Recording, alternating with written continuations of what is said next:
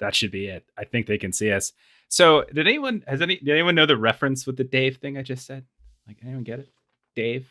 Is that AI house? No, it's not. But all right, Oh, no, that's fine. I'll accept that. Is it Cheech and Chong thing? Hi, we're live, by the way. Adventures in Lollygagging. We play games on the internet, and we're about to play one right now. I think, unless you can't see us, otherwise I hit a wrong button, and I don't know what's going on. So anyway, we are going to be playing Electric Bastionland again. It's one of my new favorite role-playing games. It's a little weird, a little quirky with the setting, and I like that kind of stuff. So I have confirmation they can see and hear us. So if you're watching us in channel, thanks for joining us. If you're watching this later on VOD or on YouTube, thanks for watching it there. This is going to be part 2 of a very highly complex adventure that we began like 3 weeks ago. This is about meats and cheeses. So here's the quick summary. All these folk here are failures. They're terrible at their jobs, whatever they were. I'll give them a second and a minute to go over what those jobs were. Hopefully that gives them time now to go find what those jobs were. So all of them are failures. They're terrible. They're in debt to Slugburn Pest Control for about 7,000 pounds. And they are taking on a variety of jobs, searching for treasure and loot. And they're trying to pay that off because these Slugburn Pest Control folks have enforcers and stuff that break people's fingers and things.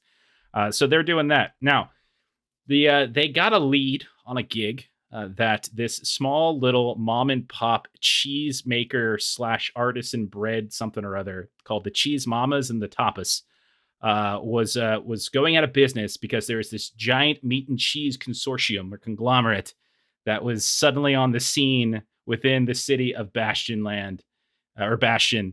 And they hired you all to go into the factory and like sabotage what's going on and then figure out what new recipes that they're using, steal them, and just sort of do all that kind of stuff. So it's like corporate, industrial, factory espionage. I don't know what I was just saying. So that's basically the deal. Along the way, they got pestered to sign petitions. I think Simo got a finger broken. I'm not really sure. And then they broke into the executive suites, and it was really weird. When you broke into the executive suites of the factory, what did you all remember finding? What was eerie and weird about it?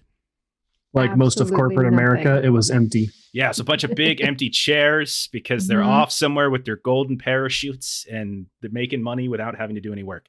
Yeah, all of the suites were just completely empty. All the executive suites were empty. And so you looked at that, like the third floor, the second floor, all of them were empty. You eventually jumped some sort of technician who was in coveralls. Douglas, who Derek plays, stole those coveralls, put them on, and went down to the factory floor where people were messing around on the various assembly line stuff. And he's doing a little bit of a sneaky exploration of the behind the scenes of the assembly line, went down an elevator into like a subfloor all by himself. Because as everyone who plays role-playing games knows, splitting the party always works out. So he's by Best himself while I think Miss Chuffwack, which is there, and then Vilta, who is there, went up to a roof, tried to run across a roof. While they were running across the roof of this factory, Miss Chuffwick nearly fell through a skylight, and she was literally hanging on. That was the cliffhanger. And I don't know where the hell Simo is. Simo, what the hell were you doing? I was up there too. We were all crossing. Okay. All right. So why don't you guys go ahead? We'll start with Ashley, and we'll just kind of go around. Say who you're playing and what your failed career was, and all that kind of stuff. I'm Miss Chuffwick. I'm unrevolutionary. So that means that another day, another revolution. Basically, I'm like a janitor. I have a pointy hat. I had some cool bombs, but I'm pretty sure I'm out of those now.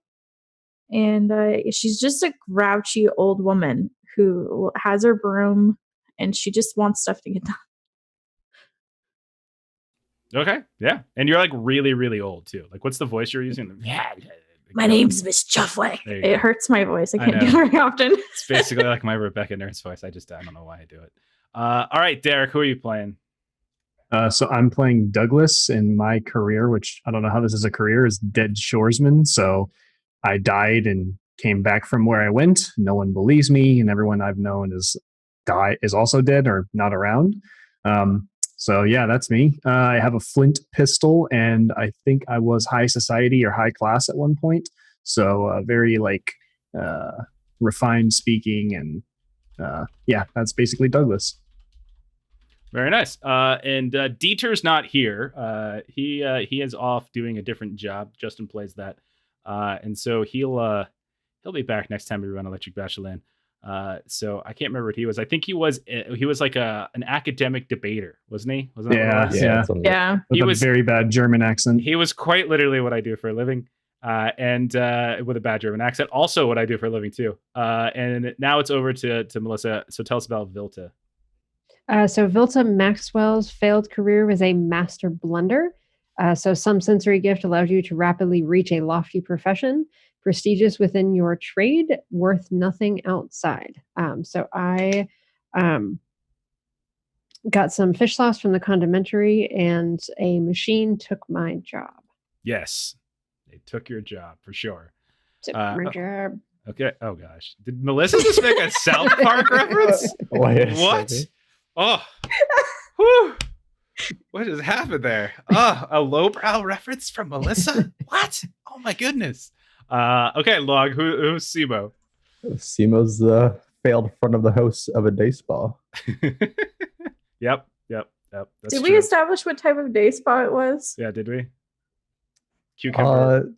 Just your eyelids. good old day spa, nails, massages, Pedicures. all that good stuff. Yeah. Mhm. Okay. I always kind of go dive into the backstories and figure out how it went wrong. You're just not paying attention. Where you Just one day you snapped. you're up too late playing video games, and you just came to work too late in the morning or something. Or is that too real? It's too real. Okay. I do Instead that of right now, cutting but- up cucumbers, he was cutting up pickles. Oh God, imagine that. Someone vinegaring your eyes. All right, so let's get started. If you're unfamiliar with Electric Bastionland, it's a fairly simple rule set. There's not a whole lot to it, which is one of the reasons why we like it as kind of as a game, since our schedule kind of moves around sometimes on Fridays and Saturdays, and it's fun to drop this. Electric Bastionland is set in a city called Bastion that is newly modern. Electricity is just arrived. You can kind of think of it like early turn of the century, 20th century, but like weird. Like there's lots of weird stuff. There's like magics and weird sciences. There's like stuffed animals and puppets and stuff that actually have some form of sentience. There's aliens that just walk amongst the streets just fine. There's weird robots underneath the earth that are doing stuff too. So lots of weirdness, but it's definitely a kind of an urban city setting. And so we are in an industrial section of town. And so we are going to go ahead and start, I think, where the cliffhanger was. So the cliffhanger was specifically Miss Chuffwick and Vilta. You were on top of the roof of the meat and cheese consortium of the factory. Vilta, you were running. Simo, the two of you were running across, and all of a sudden you hear Miss Chuffwick scream. And when you look back, you don't see Miss Chuffwick anymore. And when you hurry back, you can see that she's clinging on to the edge of this skylight. And down below, the glass has fallen and has cracked and scattered all over the factory floor. And all of those yellow overalled workers suddenly look up and see you. And Chuffwick, a few times when you look down, which you're not supposed to, but when you look down, you can see them scattering like crazy. They're aware that someone's up here. What would you guys like to do? I'm gonna grab her by the collar of her shirt and try to pull her back up. Okay, so grab her by the collar of her shirt, just try to pull her up. Why don't you go ahead and roll a strength save in the process of doing this? Also would help. Okay. I'll say since the two of you are doing it, don't worry about it. Since the two of you are doing it, fine. No check needed. I think the two of you can pull her up just fine. And so you pull her up. Okay. Chuffwick, though, why don't you go ahead and roll a strength save to see if you get cut on any of this glass as you get pulled up? How about we do it Okay. that way? You're going to get pulled up. No problem. No falling. Okay. You do manage, your friends do manage to pull you up just fine, and you manage to contort your body in such a way so that you don't get cut up. Now what? She's gonna take a moment and just dust herself off, but not normally. She's gonna hold her broom and just use the bristles on her body. Okay. I've done that. And she's just sure. gonna take a second, Okay. clean up. Got it. Fine. As you listen carefully, and Douglas, you can hear this too from your place in subfloor 1. You can hear an alarm suddenly go off, like a school great. bell, like a school bell basically is going off all of a sudden, like or whatever the hell a school bell sounds like that. So 3 of you, what do you want to do? We'll pretend that didn't happen. Just continue across the roof. Okay, so you continue across the roof. You get to the kind of northeastern side of the roof because it's kind of it's a giant square rectangle, but it's kind of tilted a little bit. So you're on like the northeastern side, and you can see that on this side there's a lot of those rickshaws that you saw, like those delivery rickshaws. You can see that there's also a lot of boats, like these canal boats that have been taken out of the water and are on dry dock. Basically, you see others that are connected to a pier. That's connecting to the back side of the factory. There's people that are loading up various things. And with the sounds of the bells, there are people still working, but then there's a few that seem to be talking and like others are just kind of looking around. You can definitely tell they're trying to figure out what the hell's going on. And you can see someone run out from the inside and it starts talking to others. Again, you guys are on the roof. You're a good, we'll call it 35 to 40 feet up in the air, maybe even 50 feet if there's a peak at the top where you guys are above them. You can also see that there's some security as well, and the whole place is surrounded by that fence that you guys managed to bypass. But you could definitely see that they notice you. You don't notice any stairs going down like there were on the other side. There's no offices on this side, it looks like, but you do see a ladder, like kind of an emergency ladder in a way, or at least a utility access ladder. And up here, you also notice on this side, there is a small, there is a kind of a small room, like storage room area on top. Like you can see a door and everything.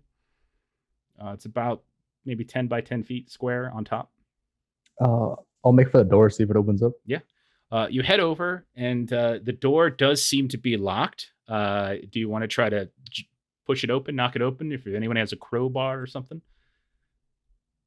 I have a crowbar. Okay. Yeah. If you go ahead and you had a crowbar, you can probably get this open without much trouble. So you jam the crowbar in, pop it open. Why don't you go ahead and do a strength save? Do you care whether or not you leave a mark on the door? I would like to try and be careful. Okay. So let's just do a strength save. This is purely to see if you can do it without breaking it. You Ooh, do. I fail. You pop it open, but that you have torn the door frame considerably. Like there's no way anyone's going to look at this door frame and not realize someone busted in here. But you open it up. I'm such a buff old woman. Yeah, you open it up, and it looks like a bunch of electrical equipment that might be running some generators and stuff down through the factory somewhere, or into the upper levels. It's pretty small, and it's loud as hell. But you don't see any way down or anything. It just looks to be some kind of utility shed. We'll see if we can shut it off somehow. Okay, you want to turn off? You want to turn off the? Yeah. Okay. Yeah. So sabotage. how do you want to do this? You guys got anything on you? Or are you just gonna literally just start I mean, beating it? I have a I have a sledgehammer. yeah. Fair enough. One way to do it. Okay. Yeah. We may want to do something different, but that's one way. Okay. Yeah. You just start. I just kind of hold the sledgehammer up and just look like, Shrug. Okay. Can I see if I can recognize like anything? Like see if maybe we can tell what it controls exactly. Yeah. What was your Like, is it job labeled? again? I clean up. I'm unrevolutionary. So You're probably not sure exactly what it does, but you know that it likely controls maybe lights. It's sending electrical power to the various outer lights and stuff like that, like these lamps and you see along the edges. You can see little cables running out from the building that have been covered on the roof to protect from the weather, and they run and connect to various floodlights. More than Gotcha. likely, it seems to be connecting to that.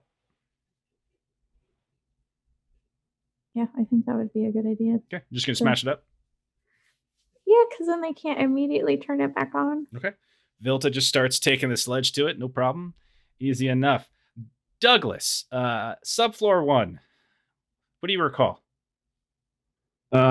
When we left off, all I remember is that I was going down there. Okay. And so when I had walked into the other side of the factory, there was people in red coveralls on this side, if I recall correctly. Right. So and they were just, doing Right. their jobs. And then I just went down. perfect. The main floor of the factory was just assembly line processing, right? Which is people that were packing up various cheese packages, various meat packages, etc. Right. You went through like the employees only or like managers only type of door on the same main floor. And that's where you saw a bunch of those like people that are dressed in red, and they're sort of like the backside of a of like an airport is just making sure things are getting put onto these assembly lines. When you when you when the door opens for the elevator, and you can see it does the classic open this way first and then opens that way first, and you step out, you can see that there are quite a few other folks similar to yourself, meaning you're seeing a lot of these people in these red coveralls. And you can see they have masks on, protective masks and things like that. You also see a few of them, strangely enough, have like third arms, like these mechanical arms, like sticking up out of their backs and like over their shoulders. And all of them seem to be processing and sorting a variety of things. You can see that that the elevator does go down further, but it seems to require a key. So like when you try to hit the button to go down to like the next floor below, it doesn't seem to work. It's one of those have to do a key thing. Didn't we get the keys with the uniform when we killed? Oh, that's true. You did. Yes, Jerry. You're totally right. Jerry. When you murdered Jerry in cold blood, you did get the keys. So yeah. I mean, I didn't do it. I just took his clothes. You could conceivably go down further if you wanted. That's very true. But when you step out, if you take a look, just let me give you a look at the subfloor one first. So when you look around, you can see that there's a variety of folks that are dressed a lot like you. There are a variety of folks that are dressed like those in yellow coveralls that you saw out there.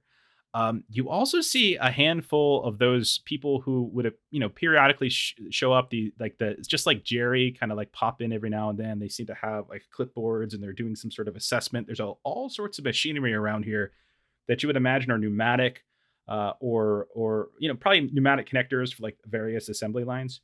You can see stuff is being shipped upwards. So like there's like these sections of the wall, like almost like these dumb waiters, like that are just getting pulled up, and there's these huge chunks, and people are like packaging things. So you see these chunks of like cheese, these chunks of meats that are getting packaged into these various nice decorative wrappings. So what would you like to do?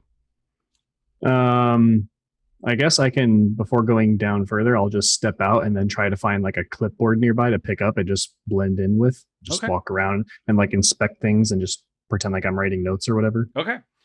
So this room is bigger than the one upstairs, and I would say there's maybe in total there's probably about 20 people that seem to be working on that wrapping stuff, and all of them have that sort of mechanical arm getting stuck out of them. A lot of the other folks that are dressed like you are instead they're not doing any of the sorting, but you see a lot of them are like mechanically working on some of these machines. You see they go up and they have wrenches and spanners and whatnot. And there are a total of 4 separate like workplace areas, each with like 5 different folks by them. And they're all kind of split. And it seems like 2 of them are some kinds of meats. 2 of them are some kinds of cheeses. Some of the meats that are coming up look strange. They almost look like they're like vegetation that's been shaped in some way, like lawn art, but it's like meat art and stuff, like stitched together in some fashion. There's blood all over the place in the ground, and so occasionally you see another person in yellow just kind of going through, mopping up. But you look around for a clipboard, and you can find one. Cool. So then I'll take that and just like walk around just to inspect, because I want to look for if this floor has the recipes for their stuff. So I'm just going to look around like I'm inspecting and taking notes, but really looking for what we came for. Okay. All right. Why don't you go ahead and roll a charisma save? See how good you act. Okay. As you're moving around, one of the other folks that is dressed in a similar fashion to you, who suddenly clambers up because they were on their hands and knees fixing something underneath this massive machine that's churning out all sorts of sounds. They get up and they kind of look at you, and you're standing within a couple of feet, and you're just kind of marking, and they look at you like, what are you doing? So Douglas will just look over and I'll say, oh, I'm just making a note of what supplies are being used and quantifying where work is being placed. It's all for data entry. I'm sure you understand. Right. Are you new here? Wait a second. What's your name? And I'll just say Jeremy. Jeremy. Your coat says Jerry. Oh shit! Well, I keep forgetting that guy's name. Damn it! You did fail the Christmas save. So, but yeah, he looks like your coat says Jerry. I think I met Jerry. He was a bit taller than you. Well, it's a fairly common name. I mean, no, I don't. I'm new here. Yes, you are correct. I don't think I've met this other Jerry. Okay, let me see what you got on that clipboard there. Let's see what you've been doing. Yeah. So was there like papers on it, and did they look? There's papers. Is it like blank? It's like logging stuff. It like literally is just like logging. Like it's a bunch of empty lines, like logging, like like various like stuff that's getting packaged here and there. Gotcha. So it would be feasible for me to like write down like station A, 3 wrenches, and like just bullshitting like, oh, they're using 3 wrenches and some bolts to fix this or whatever. Mm-hmm. Okay, so I'll have that. So he takes it. He takes a look at it. Yeah, looks at you. Looks back down. See you again. When did you start working here? Oh, I've only been here a few days actually. Right. Only a few days, and you're already a red coat. Interesting. That's not. Oh, I thought I was wearing a yellow one. No. Jerry is in red. Oh, Jerry is a I process. mismarked that on my notes. Double check. Yeah, me too. I wrote down yellow. No, Jerry is a process control technician. Yeah, he is one of the ones that move. Oh, nope, I'm sorry. You're right. Never mind. Dark yellow. That's my bad. I got it backwards. Oh. Okay. I was like, how did I miss that? You're totally right. That's my bad. Okay, so he kind of looks at it. He's like, just a few days, and you're already down to subfloor. That's They must management just really trust you, I suppose. You must be some kind of wonderkind or something.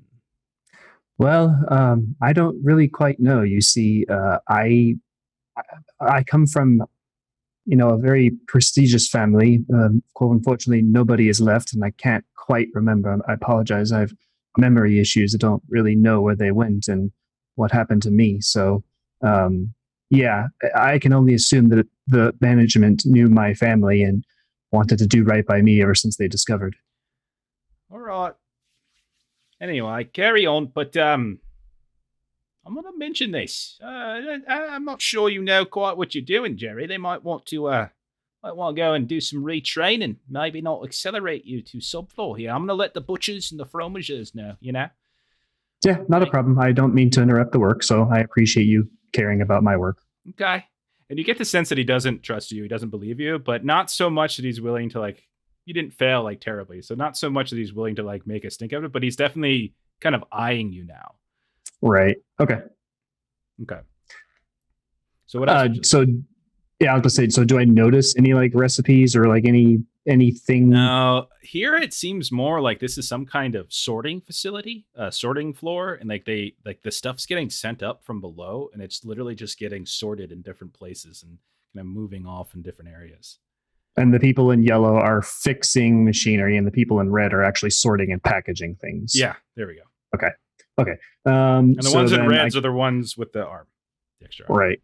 Okay. I guess then I'll just casually, continue writing down nonsense on this, and then I'll make my way down to the next subfloor since this room doesn't have what I need. Okay. Do you care that? I mean, I would say you would have noticed that this other individual was watching you. Do you want to try to stealthily get on this elevator where, you're trying to keep out of sight of this person while you do it? Or do you just want to kind of go on there just because? There were more than one elevator going up and down. There was each floor, right? There was 2 right next to each other. Those are the ones that seem to be what people travel on. And then there were a bunch of dumbwaiters, but that's where stuff was just getting pulled up. You can see people of those little 4 groups are just pulling and piling out stuff.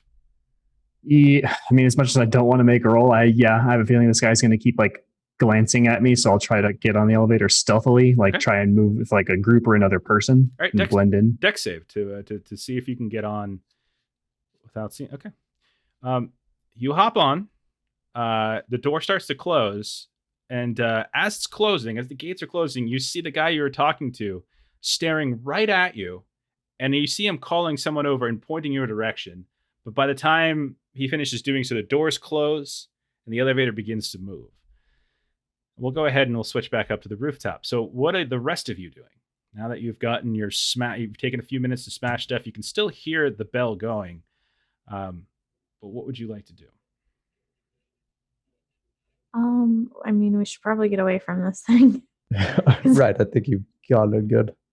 We'll head down. I think it was the emergency ladder that was up there. Yep, there's Like emergency smashing the machines and smashing the machines, and you guys are like, okay, all right, I think you got it. All right, you're good. You start climbing down. That's fine, and you can hear people suddenly shouting because they see you. Like as you're just. Oh climbing no, I down didn't want the to just side. climb down. Well, Simo is the only one who said he actually did it. So we'll say, Simo, you're about a flight down by the time you start hearing people. Hey, someone up on the roof there. What's that up there? And you can see that everyone is very uniformed. Like they're very color coordinated. You guys are not. So to see somebody in just in regular clothes is a little bit suspicious. But Yeah. what do you want to do, Simo? And you know they're talking about you. Where does this ladder lead again? All the way to the end of the ground. Oh, to the ground. Yeah, you can go And there's all the way people down. down here. Yeah. Hmm. These are all things I said before. This is awkward. Yeah. I'm gonna climb back. Is there like a window on the building that goes down by? Roll a d6. Yes, there is. But it's not perfectly next to one of the ladders, so it would be you would have to do like some Spider-Man like shimmy over Oh, that's type of thing perfect. if you would like to do that. I'm gonna try to shimmy to it. and climb Okay. in. Dex save, please. Or strength, whichever you prefer. Let's do Dex. Okay. Ouch. So We've been rolling so well. Wow. so you guys watch as Simo's moving over, and then all of a sudden he just slips and he falls. And he slams on the ground. Actually, let's see. Does he slam on the ground or does he slam on like top of like a boat or something? Yeah, we'll say that he slams on top of like a couple like a already packed rickshaw. And so you just slam down and you'll go ahead and you'll take we'll say 5 points of damage. So what's your HP? 4. Okay, so take 1 point of strength damage. So your HP goes down, take 1 point of strength, and then roll a strength save. Okay. Also fail. And you are laying there now, critically damaged, in top of this now broken rickshaw that you have fallen on top Oh, guys, I'm a cheese. of. People quickly begin to swarm around this rickshaw as Vilta and Chef Whack, you can look down and you can see he is being tended to, but How many people are there? more than you guys. There's a good dozen or more people down there at this point. Mm. Rickshaw show. Oh, jeez. Brendan is like king of puns. Oh my god. Not as bad as the Gouda pun we had last time we played. Oh man. Cheese puns. Okay. Anyway, what do you two want to do? Simo is basically off the board currently, as he needs to be tended to. Oh no. This went bad. Have a good night, Long. He's like, bye. I'll be back. Oh god. We're not going. We shouldn't go that way. You don't see them looking up anymore because Yeah. everyone's really paying attention now to the I broken would like to rickshaw. keep an eye on where he goes. Okay. So you see a couple people start to pull him out, and he looks to be in like a big broken bloody mess. Oh, God. And they seem to bring him inside. You see a couple of people start to bring him inside. Others are starting to clean up the mess, and others are just going back to work. So once they clear out, should we try to go back the other way? Well, because didn't the other way was only the offices, and then we could like have gone straight to the packaging floor Mhm. or the distribution floor. Yeah, you're pretty easily able to get into those executive offices. And you could easily go back and do it too. And how far of a run would it be to try to go in the waterway? The waterway is like to the west. So A far distance. it's I mean, it's connected to the back side of the factory. So you can just get to the western edge of the roof and look down if you want. I'll try that. Okay. Okay, so when you do that, you can see that there's a single-story, smaller annex building that seems to be connected to the factory that connects then to the water, and there's all sorts of those, again, those piers and boats, and there's those small canal boats that are getting loaded, some of them that are on dry dock. But yes, there does seem to be another single-story annex. That's, we'll say, 20 or 30 feet below you. You do not, however, see another one of those ladders going from this level, the highest roof, to the first floor annex. Great. Is there a similar shimmy-able like ledge or something? You can certainly try to crawl or climb. Excuse me. I'm more Try than to like go halfway down and then drop and then go the rest of the way. I mean, if we'll see. Let's see. Let me roll d6. Yeah, I mean, you don't really find any really specific 38-year-old teenage poet. You don't really notice any specific like easy way down. It all kind of looks relatively the same. It's a little dicey. You're not falling as far as Simo had to fall, and you're also falling on top of a roof. So. Is anyone back here? No, there's people out on the docks, but that's still kind of an angle away. No one's really noticed you yet. And then presumably there's people inside the annex, but you can only see the roof, so you can't tell who's in there. Are we going?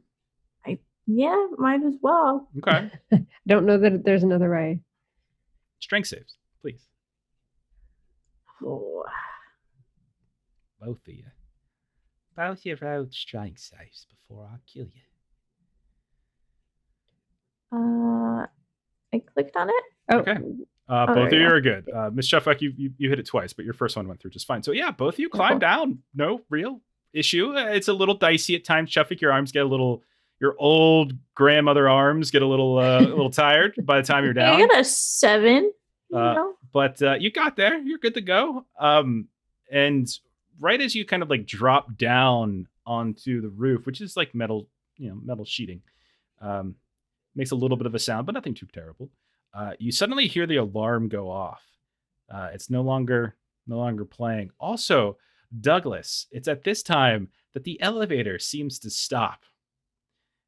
We'll say that there are in the elevator with you, because you said you were maybe looking to go in with a group. There are 3 other people that helped you kind of get on. And so there's 4 of you now that seem to be stuck between floors, and the little light that was on above has now flickered out as the electricity to the building seems to have possibly been cut. right. Oh yeah, that thing that you guys just did. Yes. I look at the other 3 guys and I'm like, Mondays, am I right? One of them laughs. Yeah. What? I don't get it. And you see one of them starts to panic a little bit. Another one's just like doing the classic, let me just hit the buttons again. Maybe if I hit the buttons again, that'll make it work. Someone suggests, let's all just jump up in the air and see if that knocks it down. But yeah, it seems to be stuck. And people start shouting and whatnot. You hear shouting from above, but not so much from below, but you hear shouting from above. People like kind of shouting as you listen vaguely. It's power's kind of messed up and everything. People are talking about generators and things. Someone go up to the roof, that kind of stuff. And when the people within the elevator shout loud enough that one of the floors can hear it, like a communication starts to happen, and they're going to help you guys and stuff. Like, just hang tight, we got you, don't worry, everything will be fine. And yeah, you're kind of stuck in there. But they start asking questions, and they kind of, so who are you? Who are you? Like, when they look at you, Jerry. Let me roll to see if any of them actually would have known Jerry. Yeah, one of them looks at you like, oh my God, Jerry, this is ridiculous. You're going to be late. Your wife's going to get so upset. Hey, wait a second. Who are you? I'm Jerry, but I don't believe I'm a Jerry that you know. No, I think I know the only Jerry who works here. It's a very, very unknown name. Most most folks, Pulling this out of your ass. no one really knows Jerry all that often. Roll a charisma save to see if you can talk him into believing that there are more than one Jerry at this factory. I mean, with the stats that I have, we already know the answer to this. What did you do? Something? What? Let me ask you a question. And he's gonna spout off like he looks at your uniform, and he's gonna spout off some like really technical question when it comes to something about like machinery, right? Like some super like machine, like what would you do in this particular situation, right? And he would like you to answer. He's quizzing you, he's testing you to see if you really work here. And with that fail, you don't answer particularly well, unless there's something else. I was just gonna say like, we're trapped in an elevator, and now is the time to give a pop quiz. You're already that bored.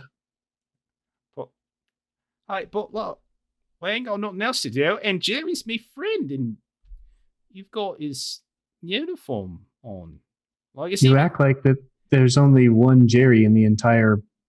Is this place? Do they call it Bastionland? They call it the Meat and Cheese Consortium. That's the factory you're in. No. But I mean, like the whole city. All of Bastion. Bastion, there's only one.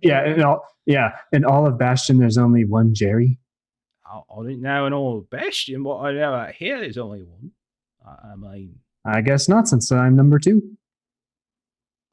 Well, thank you and all. When this opens up, we're going to go have a talk with one of them supervisors. I think that's what we're going to do. If anyone knows whether you're supposed to be here, one of the supervisors will. And if you get all mouthy with me, young man, we're going to go ahead and we're going to talk to one of the executives. And you don't want me to do that, do you? Well, I'm so excited. I can hardly wait. Okay. And so we'll get back to that. So, Simo, you're still broken, but you're taken inside. We'll say you can still kind of see.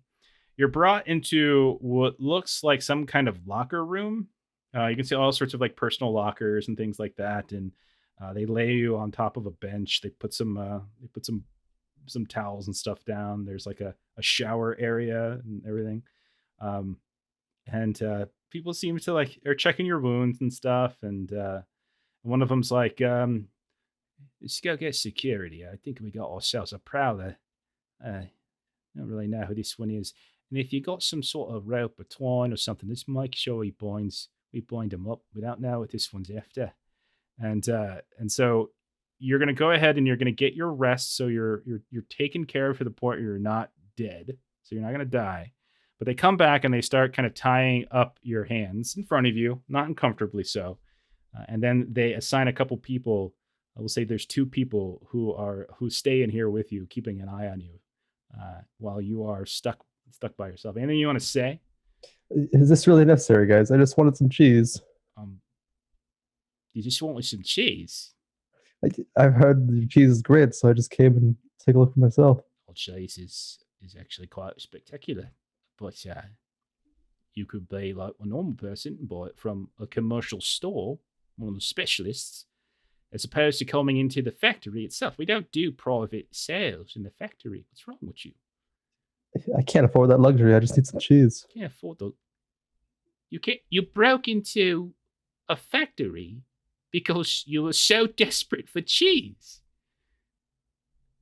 I would think a person who is so desperate to the point where they can't afford some cheese would know that breaking into a factory is probably not the best way to acquire said cheese. Your thoughts and choice get cloudy when there's cheese on the one. You ever heard of shoplifting? You just go into a store, you get someone to make a distraction, and you grab something and run. It's not hard. I don't. Good. Roll a charisma save. Let's see if they like you, or if they like take pity on you, or if they like really don't like you now. Yeah. Like, no. Freaking idiot, you know? How amazing would it have been if they liked you and they're Right. like, you're just some dumb idiot who needed cheese. I need this job, okay? The success of the factory trickles down to us folk, and if you go ahead and start stealing the product, you know, you're going to ruin us. So what's wrong with you? And so they decide that they're going to go ahead, you know, well, I don't want to hear any of your garbage anymore. And they come up and they just like, They put like a old dirty gym sock or something in your mouth. I don't know where it came from, but it's in your mouth now, and you're not on the top. Tastes like cheese. Meanwhile, Vilta and Chuffwack, You're on top of the annex building in the back of the factory. What do you want to do? Is there like a window? You look around. There's no skylights, if that's what you're looking for. Remember, you're on top of like a single story annex building. But we dropped down. So I was asking you if drop like, down onto the roof of that building. Oh, okay. So like where we're standing, there isn't a window that's like at eye level that we can look back inside. There is not. You could probably easily hop down on any side of this because it's only one story, so it's probably an easy hop down wherever you want to go. If you go if you're looking out at the canal, if you go straight ahead, you can hop down by the pier, the dock area. If you go to the left, you can eventually go back to where the executive offices were and the fire escape to them. If you go to the right, you can go over to where the rickshaw loading area is.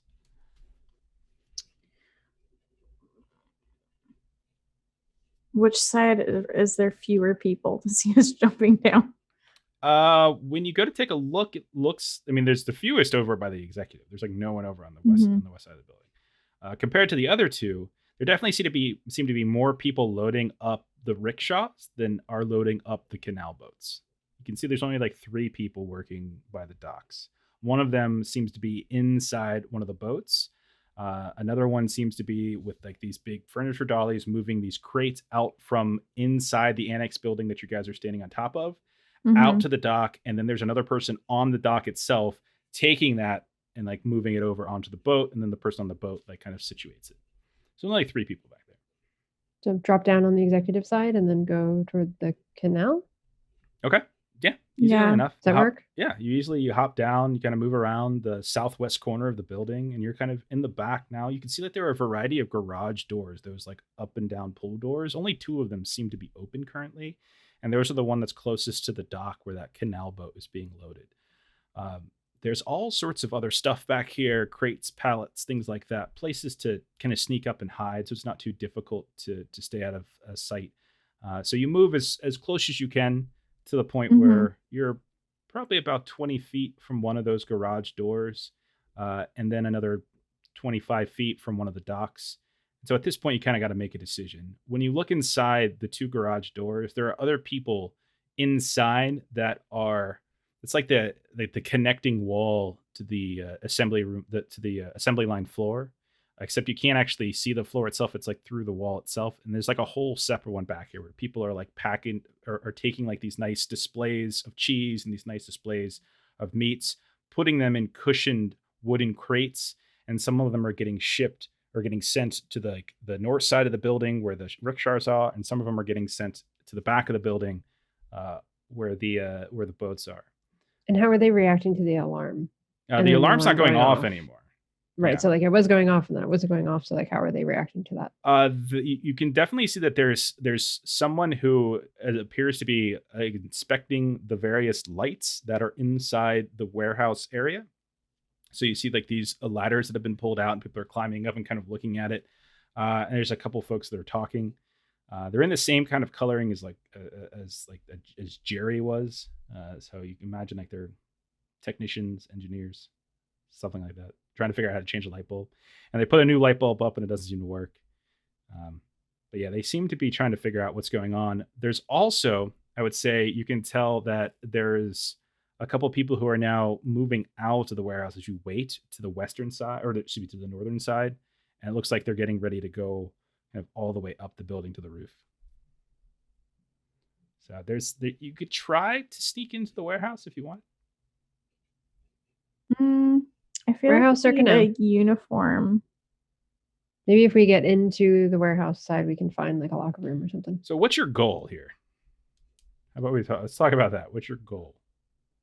Well, we need to get a uniform, and then maybe because we need to disrupt the factory line, which I think we're kind of doing so far, A little bit with the alarm and stuff, but not as well as we could. Yeah, I mean, from what you can tell, it doesn't look like the conveyors are working right now. So Yeah. people are like kind of having to walk a little extra few steps and stuff like that. So the electricity does seem to have like thrown the proverbial wrench in the machine. We also need to find the recipe. Yeah. The idea was to basically sabotage, and you're halfway there, and then to figure out the recipe stuff. Yeah. You haven't seen Douglas for a while, and you don't know where Simo is. So if you're trying to look for uniforms, and the only really way to find uniforms would either be to take out a few isolated people, or to, like you said, break inside and try to find something in like a changing room or something like that. Ideally, I would like to try and find like a changing room. Okay. So Yep. sneaking in, it's going to be a dex save unless there's something specific that you want to do to try to make this easier on yourselves. Lots of stacks of crates and pallets and furniture movers and dollies and things. Quite a few people that seem to be occupied with their jobs. And Yeah, and I don't think we can act like we're doing a job until we have a uniform. So I think anything other than sneaking, I don't know that really makes sense. Be until we get creative. it. Well, I mean, I'm a janitor, so I'm already in like very like muted grays, and I think Miss Chupwick, she'll try and be like very nondescript, but she'll grab a bucket and her broom and just start like walking and sweeping up things as she goes. Like, just you're trying to like move in as the janitor, like sweeping and mopping and stuff like that. Okay, fair enough. Yeah. Vilta, what are you doing? Sneaking. Okay. Vilta, go ahead and roll a dex save. Chufflick, roll a charisma save. Okay. Succeed. Okay. Succeed. So in the commotion, no one really notices as the two of you, in your own ways, Vilta sneakily moving from one stack of crates and stuff to another. Chuffwick is slowly pushing and mopping. A couple people walk past you and don't even really like they're talking to each other, and they seem to be occupied because like they're carrying like a big crate, or they're like pushing like a big thing, a big stack of crates or something like that. Like no one's really looking too carefully at you, or maybe these are just not as high as workers as Douglas, or maybe this is just not as important of an area, something like that. But you do manage to sneak in. You find a door that says, it says like what did I call it? Locker room. You sound like a little locker room door. Mm-hmm. It's a very advanced place. It's definitely unisex, and so you peek inside, and you can see Simo is laying on a bench, and he's being surrounded by two big burly folk in their coveralls, and they're not being very nice to him. Think about what you want to do. So we'll go to Derek really quick. So Derek, eventually the you hear the doors open up, like someone forces them from above, and so it's in that one of those situations where like the elevator's halfway through, like, and so like people are reaching down from above to the floor you just came from, inviting you up. What do you want to do? I mean, I can't roll any charisma checks, so I just have to go with the group. Okay. I'm kind of forced at this point. So they pull you up, and you hear, and you like, as you're trying to like kind of slink away, you feel someone like just grab you on the shoulder, like hey, hang on, let's you and I go see one of the executives, and they start moving you, like kind of redirecting you and stuff like that. That's when the guy that you first encountered with the clipboard comes up and says, yeah, I think I'm going to go with you too. They sound exactly the same. And they look for like this little emergency exit thing that is sort of blending in with the wall. It's really hard to see. And they kind of open it up, and there's just a little emergency stairwell that they go down, and then you can see they hold up like they got this little key card thing that they pull out of inside of their coveralls, and they kind of run it past this little mechanical device, and that lets the door open. They go down, door goes through again, and you move down a whole floor, and it stinks. It just absolutely stinks in here. And when they start leading you through, your feet stick to the floor. When you look down on the ground, you can see all sorts of kind of stained purple and red liquid stains. It's a little slippery at other times here and there. There's drains like every 5 feet and little dips in the floor, which is otherwise like this kind of concrete. You see more of the same, colored coveralls that you've seen before, but you also see like all sorts of hang on. You also see like all sorts of these big old tanks, like these giant tanks that are see-through, and you can see like they're like boiling, and it's just red, like just, you probably get the sense that it's probably blood. You see these huge rooms, and there's people inside with those same mechanical arms. Some of them actually have two coming out now, and you can see one of them's called like meat stitching. Like there's a room that's got a little sign that's over top of it that says meat stitching, and then there's another one that says separation. You also hear like distinct sounds of like little moos and stuff coming from places that you can't quite make out. But eventually, you're brought to this room. Like as you go down this hall, this is not an open area. This is more like a series of labs and hallways and things like that. But as you go down this area, you come up to like it says like executive butcher on it, and they knock on the door, and they're like, "Yeah, you better hope that he knows who you are, or you might get stitched up with one of them." One of the guys laughs, the other one doesn't, and then whatever. Door opens up, and you can see that there is standing in front of you a giant robot machine with all these huge blades and tenderizers. It's like this about 6.5 foot tall metal humanoid figure. And you can see one of these arms is extending. It's this big old cleaver type. Another arm is a tenderizer. You see another one comes out, and it's like this huge syringe. And you see this other one comes out, and it's this hook.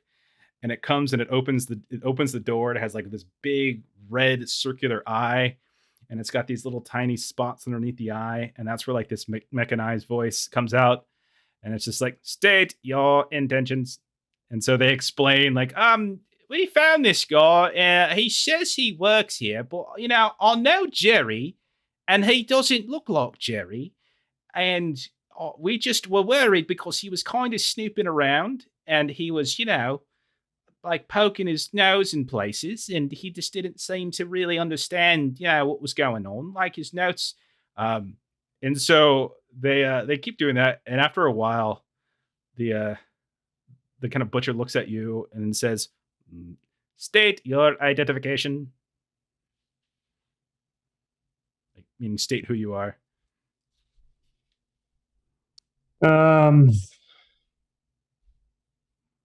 I guess I just have to keep rolling with it. Like I'm just going to lie until they kill me. Okay. Your low charisma is just so bad. So good. Yeah, none of my stats are good. Fantastic. Okay. And so there you go. Yay! At least when it mattered. And so you can see like there's a moment of like calculation that is happening, and all of a sudden like the big old butcher robot says, "Identity confirmed. Please return to work," and then identifies one of the other guys. "You remain for wasting time, and the rest of you go back." And so you can see like one of the dudes from the elevator is like, "But he's not Jerry." And then Nicely done. slowly the door closes with him and the robot in this room. And then you two are walking back, and like the other guy's like, I'm really sorry. I just didn't recognize you. I didn't know. I'm very sorry. Very sorry. Please get back to work and leave me alone. And you guys hear like a chainsaw wrapping up, and like you hear a scream coming from the walls behind you. Damn. Yes, let's get back to work, shall we? Let's back up the stairs, subfloor 1. It's just a funny story. It's just a funny story. And so he goes back to that staircase. Do you go with him? Well, so it sounds like he's expecting me to. Yes, but he also seems scared shitless, and as if he just kind of got, he's like, "Oh, wasted the executive's time." Okay. I'll just lag behind and say, "Actually, I think I want to discuss something else with the executive real quick." He looks at you like, "If you think that's a good idea, I'll let you do that by yourself. I'm gonna just keep going, if you don't mind." Probably best. And so they go out. Now you're at this point in this place is absolutely wretched. The smell is horrendous. There are all sorts of like walled labs. People are working inside of them. There's hallways connecting them. Everywhere you go, it's sticky or slippery on your feet. It smells like you're in like a butcher shop, basically. But this is it's a fairly big area. What would you like to do? I guess I'd like to go back to those massive tanks and see if there's any way to sabotage them? Yeah, you go up to them, and there are these big glassy tanks filled with you think are blood. There's all sorts of cables coming out of them. There's other metal tins and drums as well. You can't tell what's on the side of those, but there's like this. It's all along this one wall. If you kind of wait around and look, you can see occasion someone will come up and sort of examine it really quick, check some of the pressure gauges and stuff, look at you, give you like a curt nod. One of those cases where like if you're here, you must be required to be here, because otherwise how the hell did you get down here type of moments. And then they kind of move off. But yeah, there's a bunch of pressure gauges and cables and stuff. So what would you like to do? How would you like to sabotage? Yeah, let's get that pressure building up so that something explodes where it shouldn't explode. Hopefully there's a way to do that without it being super obvious. Okay. Why don't you see, without it being super obvious, why not just do a deck save? Just be a little clever about this to see if you can like pull certain cables, make little tiny cracks. Look at this guy. He rolled 2 successes in a row, unfortunately. Ooh. Whatever he wants to do next. Oh, no, that's not true. Did I give you the fish sauce? You do manage to unhook a variety. I think so. Variety of these cables, and things start leaking, and you can see the pressure gauges start going crazy. But yeah, it's definitely starting to spill out. You can see the needles start freaking out and then start to dwindle as the pressure sinks and stuff. You've definitely done something here, but it's not immediately noticeable. And you do it shortly after the person who was inspecting this just walked away. So there's probably going to be some time here before they come back to look. Yeah. Now what? I guess I need to try and find these damned recipes. So I'll try and like just walk by each lab and just, like window shopping, just like as I walk by, glance in and see if I see anything important. Okay. You pass by a few different labs. Like there's like a couple different meat stitching, meat sorting, meat reintegration. You see other things that seem to involve, what's it called? Meat shaping, stuff like that. A couple of them are empty. A couple of them are occupied. Doesn't really seem like this is a locked door situation here. It's just sort of go where you want to go type of thing. So you can peek in with some of these, or you could just keep searching.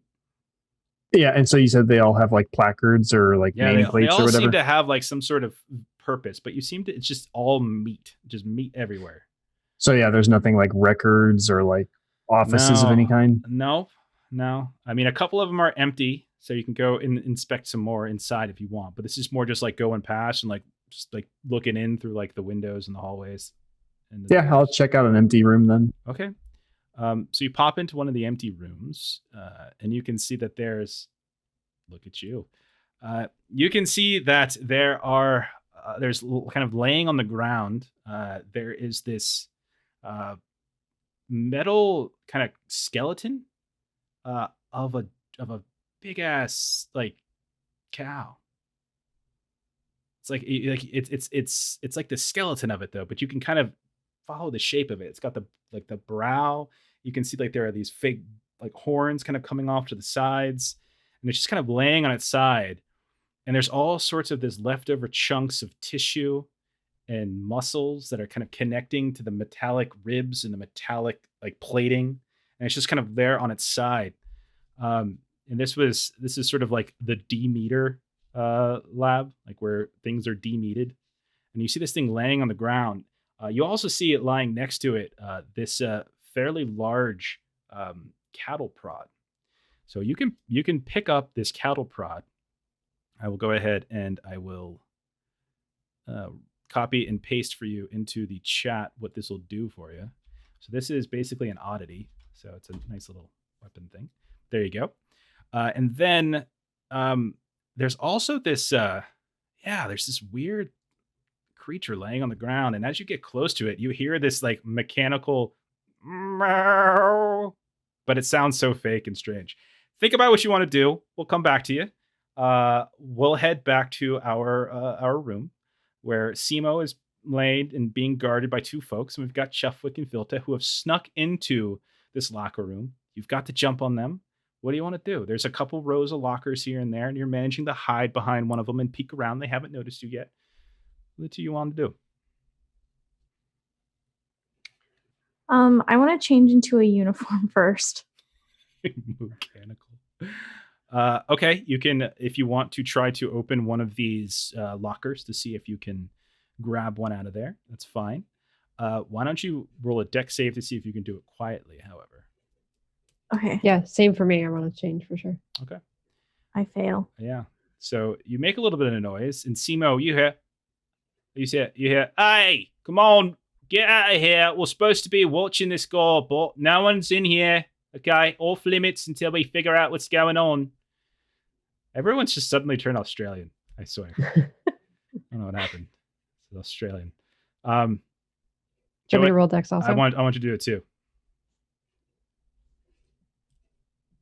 Okay. And you get to open yours quietly. If both of you failed, I was going to have them inspect, but at this point, since only one person failed, but Vilta and Chufwick, you both get these uniforms out. What do the names say on them? Like, what does the name patch say? Mine says knob. No. With a K or with an N? It's just NOB. NOB. Okay. All right. Vilta.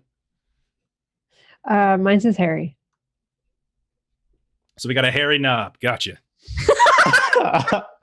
What? You're the two who did it, not me. Hairy knob. See, Brendan knew it. He knew it. He was typing out when I was thinking it too. Okay. So you've got these things on. One of them though knows, at least they heard you. Haven't heard the door shut or anything, and so like after a couple of moments, like, seriously, don't make me come over there. Get on out. So we only saw two of them? You saw two that were kind of watching Simo. Yeah.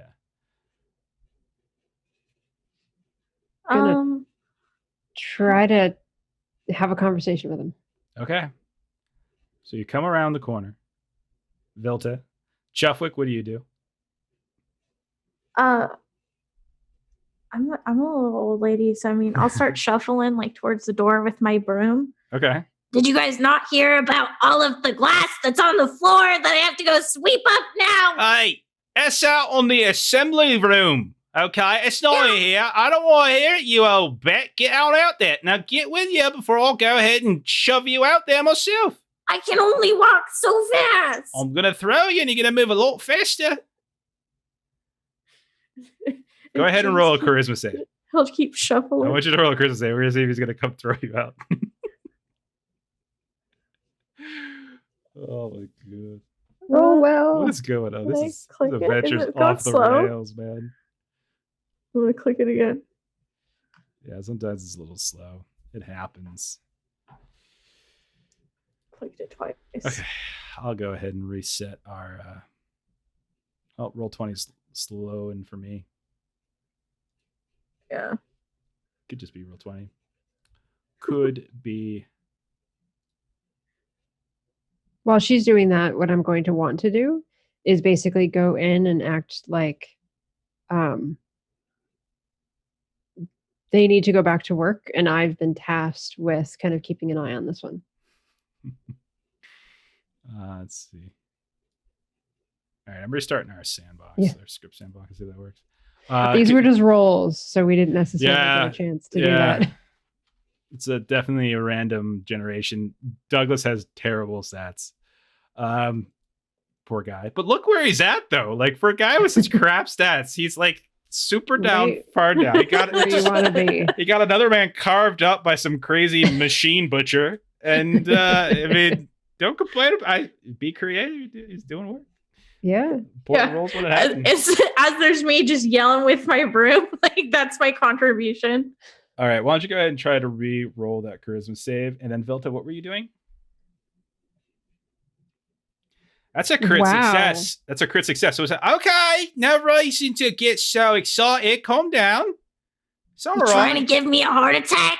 I can only handle so much excitement. Okay. I'll give you a hand. Do you want a hand? It's fine. I can help. I would appreciate it. Okay, let's go sweep the glass up together. He turns to the other person. I'll be back. I'll be back. You'll be fine. Look at him. He's a weak little fool. He got binds on him. And so he goes ahead and with Miss Chuffwick, the two of you go out to the assembly line floor. Okay. Okay. Nice. And the two of you begin cleaning up the glass. And no one looks at you odd at this point. No problem. Vilta, you're alone now. You've got one guard watching Simo. What do you want to do? Yep. So I am going to throw out one of the VP names and just say, you're not in charge of managing people that just show up here. And I've been sent here to keep an eye on him. You need to go back to work. You need to go back and do your job. Okay, this one's not going to be Australian. Sent by who? Were there names of what the VPs did or just VP names? They're just all VPs. Okay. I don't know if it was like VP of different job titles or anything like that. Yeah, it's VP. Teague. Like it came all the way down from Teague that Teague, I'm supposed to. Who the hell's Teague? I don't know, one of the VPs, third floor. Third floor. I don't know what you're talking about. I mean, there ain't nothing up there. Subfloor, you mean? No. Do you not? And I'm gonna act like he clearly doesn't know something, and like he needs to go back and do what he's supposed to do because I've been sent here to keep an eye on this one. Okay. Go ahead and roll. No, actually, I don't want you to roll it because he knows. He's like, oh, thank you. You see him start to pull out this pretty long wrench, this big old spanner. I don't think you're supposed to be here at all. I'm gonna pull out my sledgehammer. And roll a dex save. We'll see if you get to go before him or after him. All right.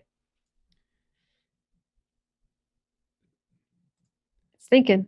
Yeah. Don't double click it. The double clicking is what's I didn't. I just did one. Okay. All right, and he will get the jump on you, and he will go ahead and roll and hit you.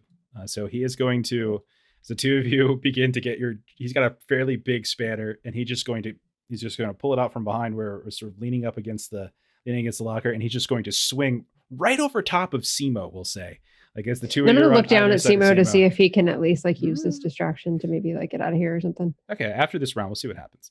All right, so this is gonna be a D8. HP doesn't reset, does it? HP does reset as long as you take time to rest. Oh no, we haven't. Exactly. So as long as you take time to rest and get a drink and you're cool, it'll reset. It's an encounter resource. That's 4 points of damage to you. How does that do you? So I started at 0 HP, so that'll come off of my strength. Okay, roll a strength save. I failed that also, and with just barely. One right across the face takes you completely out, and you fall on top of Simo. You're out. Who's this? So does that reduce 4 from my strength? It will reduce 4 from your strength, and you just suffered critical damage. Well, shit. Yep. Alrighty then. Yeah. Simo, get your ass up. that was pretty. Simo, you've got Vilta laying on top of you right now, bleeding onto you. What do you want to try to do here? You guys just beat up your own employees? What was that? And so it sounds like because you.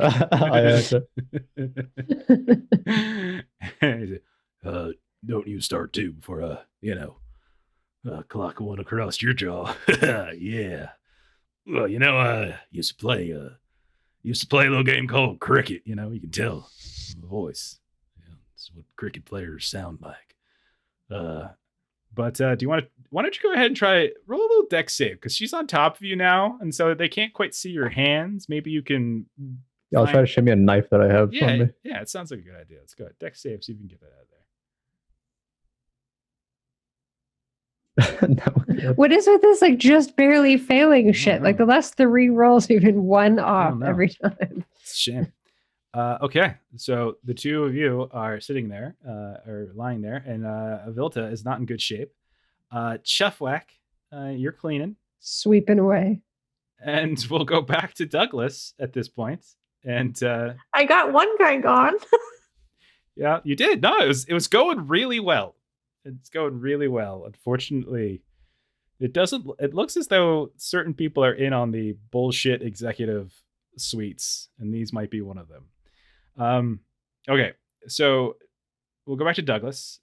You are in this room. You've just got that wonderful little cattle prod. Roll a d6, by the way, really quick, and that tells you how many uses you get. So you get one use, and then it'll need to be recharged. That's fine. It's fine. Just means you can only, like, in combat, you can only use it like once, basically. And then he'll switch to something else, and then it has to recharge. But you got this animal on the ground, this mechanical, just sort of like looking up at you with these like blank, empty metal eyes. What do you want to do?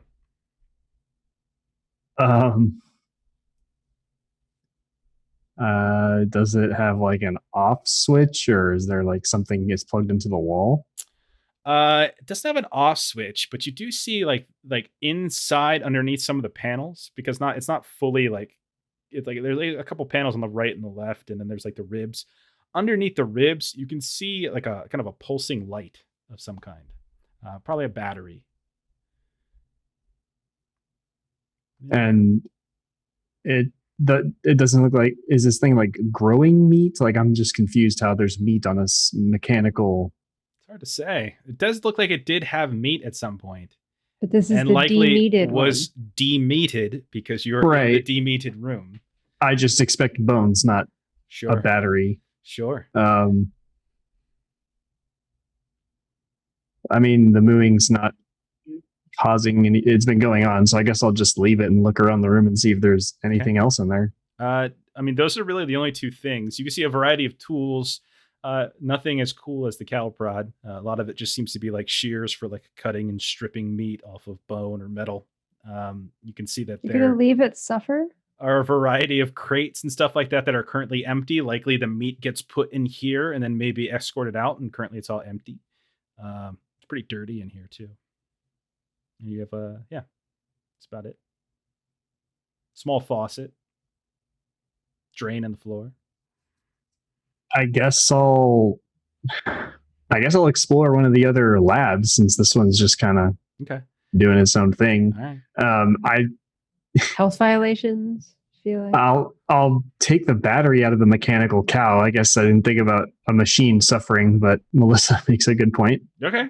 So I'm confused. So I'll just take the battery out and put it on, like, is the table or the sink or something? So you reach in and you yank the battery out, and it's like, and it kind of depowers at that point. You can keep the battery. Someone might want to buy that. Oh, all Someone right. I can sell also it. might have wanted to buy a mechanical bull skeleton too. But you have the battery. easy enough to throw over your shoulder and No smuggle problem. out. You continue looking around. Let's see. What have you looked at? There's the meat stitching. There's a meat tenderizing room. There's the demeating stations, the separation stations, and then it looks like you come to a fairly large door that says like cheese wing on it. So it looks like you're on the meat wing, and there's like a cheese wing too. I'll proceed into the cheese wing. Okay. So you open up, and it smells in here as well, but it's a different kind of smell. It smells like cheese. But when you walk in, you can see it's very similar in terms of its layout. Lots of labs and hallways. You can see that there are all sorts of really complex and confusing looking machinery pieces. You can see that there are a variety of like mixing vats and such, some that are quite large, some that seem to have these automated machines that are mixing them. And so maybe you think to Vilta like, yep, machine's taking her jobs type of thing. And you can see that there's a couple people in certain rooms, but you also notice that there is a mechanical like kind of robot that's kind of walking around that's filled with what looks like four different like air canisters like as the torso, but they're not air. They're like colored like different yellows and oranges, and they have almost like Ghostbuster like packs over their mechanical shoulders, and they're carrying around these these big old tubes of things, and they go into certain rooms, and you can see they start filling up molds and they're just like squirting out cheese here and there. So there's, it looks like there's certain mixing vat rooms. You can see that there are places that look more like almost like chemistry labs. And so you can see there's all sorts of like beakers and flasks set up. And there seems to be more of those people with multiple like arms, mechanical arms sticking out of their back. Again, when you walk past, though, no one really gives you much of a look. It does seem like at a certain point when you get this low, you kind of know that you're supposed to be here. So you also see that there is this small like a stall, a series of stalls on one of the walls, and there's just all sorts of cows. You start counting. It's like 12 cows all lined up down here. And then you look off to another side, there's like a bunch of goats all lined up as well. Even more. And in my initial glance, the giant vats used for mixing, like were any people near them, like inspecting them, messing with dials or anything? Or are these vats like easily accessible? They don't. It doesn't look like they're stationed there. It looks like they just do supervisorial kind of pass throughs. But from what you notice, there's far fewer people and far more machines moving around. When they do the supervisor or like the supervision route, are you like walking on like a catwalk above the vats, or are the vats like above you? No, there's like a little stair. There's like a little step, like a metal step, like up, and then turns up to the top of the vats to look down into them. But no, there's not like a big catwalk. No. Okay. I guess since I have the hell spice from my own character and the fish paste or fish oil from fish oil, I'll just go up. I'll just pretend like I'm doing a supervisory route and just like drop them in those vats and have it mix the contents. Okay. Yeah, you walk up and gonna do it. No one really looks at you strange. You'd probably wait to make sure there's no one there. You start dumping them into one of the vats. No problem.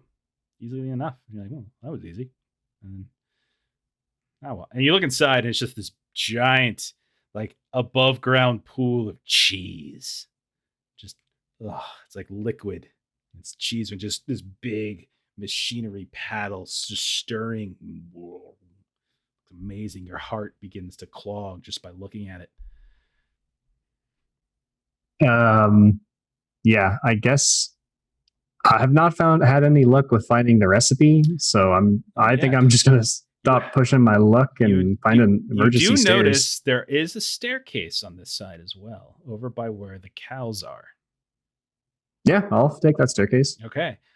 This does require a swipe, though, and you don't have one of those. The Jerry thing that you have, like you had like a mechanical key, which seemed to open. Maybe Jerry was not authorized to go into this staircase. Whoever this might be. How in view is this key card thing and staircase of machines/people?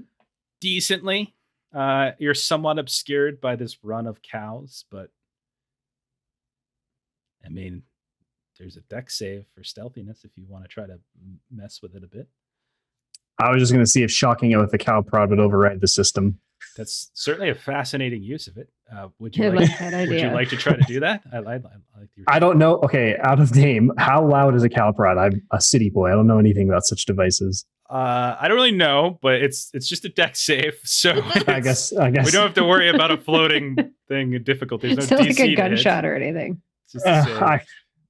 I don't want to do this in my stats. Oh God. Brendan's a country boy. He says they really do hurt. They do hurt, actually. Like, these things do strength and dex damage, so they're pretty good. This is your one use of it for a little while. Yeah. There's plenty of other places to explore in here. Plenty of other offices and camp and labs and such. If you're worried. And there are plenty of people who are up here as well. You seem to be the safest of all of us right now, which makes everybody assumes no you belong. sense whatsoever. Yeah, I'm so deep at this point. I'm like, oh God, he's never coming out. Hang out, and everything's fine. Some say he's still going down floors today. I was just going to call it the sabotaging of the pressure of the meat side and then the taste of the cheese side and being like, fuck the recipe. Like, we're literally going to die if we get caught. It might turn into a sandwich for somebody. You're gonna get demeated. Dieter just gets a cheese wheel with just your face. Just yeah, I think that Douglas would probably just give up on the recipe and just look for one of those like emergency staircases back up and just start making my way out. Okay. You recognize that there is a staircase over here, and you recognize that there is a staircase over in the meat area. But you were let into this floor by somebody else. Like the other two had brought you down. Oh, so the staircase doesn't open from like you have to use the There's card an elevator, but the elevator doesn't seem to be working yet. And like like to get into the staircase, this like emergency staircase, there's some sort of like swiping thing. Gotcha. I thought it was only going down, not going back up. Shit, then I guess I just have to blend in. So I'll just try to mimic the other yellow coats in this room until I can get out with someone else. Keep looking. Do you want to look around at all? Yeah, I'll look through the again window shopping the labs and offices or whatever. Okay. So as you go up down the hallway a little bit, you turn and you come face to face with one of these cheese robots who looks at you. It's got, again, these 4 bound air canisters as a torso and these kind of rolly legs and these mechanical arms that are holding these tubes of some kind. And they're all connected to like the various canisters. And it says, "Halt, human, open mouth." I'll open my mouth. And so you see it shoves one of the tubes. "Please taste for consistency." Zzz, and it just starts like spewing like cheese, like this cheese whiz into your mouth. And then you eat it. And go ahead and roll. Let's see. Go ahead and roll a strength save. Okay. Oh no. And you swallow a little bit, and then it is awful. It tastes like you're eating a shoe, and you can't quite keep it down. You probably put more in there than you wanted, and you just started vomiting it on the ground and all over like his little rolly shoes and everything like that. He doesn't seem to get too angry. He just is like, must reconsider formula. Thank you, human. Back to work. And then starts rolling away. He's coming out of a room, it seems, that is now empty. Yeah, I'll go into that room. Recipes. Okay, so you go inside, and this has like jars galore. There's just jars everywhere, and it's just like when you look at the top of it as you're going in, it's like a spice blend room. So it's just like spices everywhere, and these big old jars and cartons of spices. And you can see that there's other jars as well. Sitting on top of one of the workbench as you come in is this other open glass jar, and you can see there's a bunch of cheese curds inside of it. Time to start moving jars around. So I'll let you think about it, and we'll come back. So let's go back to Ashley. So Miss Chuffwick, you finish up, no problem. Okay. Now what do you want to do? As he's like, all right, and he tells you to kind of go toss away and get back to work, and he starts wandering back to the locker room. I get back to work now. All right, I'll help you. I gotta go check them. Have a good one. Thank you. And then she'll go find some place to like dump out her bucket. Okay. And it's trash bins and stuff, sure. But not. And then she wants to. Miss Chuffwick wants to find, because like like an area where there's like invoices of like where stuff needs to get shipped to. Mm-hmm. And like she wants to find something. She wants to screw with that a little bit. Okay. There is an office for that. So you see kind of invoices and deliveries office, but it is occupied by people. How many people? 4. She'll politely knock on the door. Okay. And you see this woman open up the door. Yeah, what do you want? Can I sweep up? No, we're fine. After hours, what are you sweeping up for? It's dangerous. What's wrong with you? There's all the glass everywhere, so I wasn't sure. There ain't glass in here. We'll find I it would- here. Okay. And then she'll just kind of like shuffle away, but she'll keep that in mind. She'll want to go back there. Okay. All right. You could have pushed it. It's fine. It's fine. I thought it was a kindred spirit moment. Okay.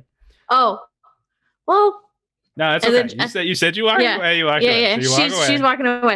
All right, So now what do you she's wanna gonna do? head down to. You just walking around on the assembly Yeah. line floor. And She's just going. So she'll go back out to the assembly line. Are there people working now? there are people working, but it still looks like they haven't quite got all the power back on because the assembly line rooms are not like the assembly lines are still not moving. And so you see a lot of people bitching and moaning and literally dragging these packages of meats and cheeses out, and some are getting pushed. And so there's people are working overtime and they're getting very upset. Yeah.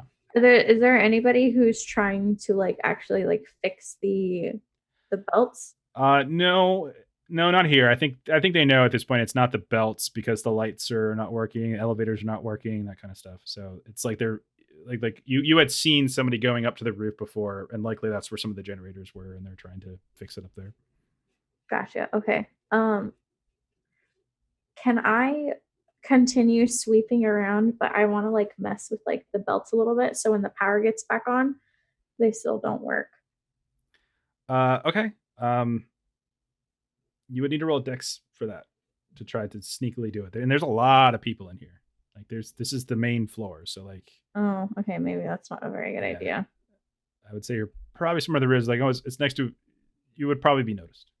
Decent Okay. chance. Well, what other rooms are there nearby? So there's a locker room. There's a break room. Then there's the deliveries and invoices room. There is a little small area where they have people clock in and clock out. Then there's the entrance exit, and then there's the room back to the rear where you came in. There's a room that Okay. Douglas went into. That's it.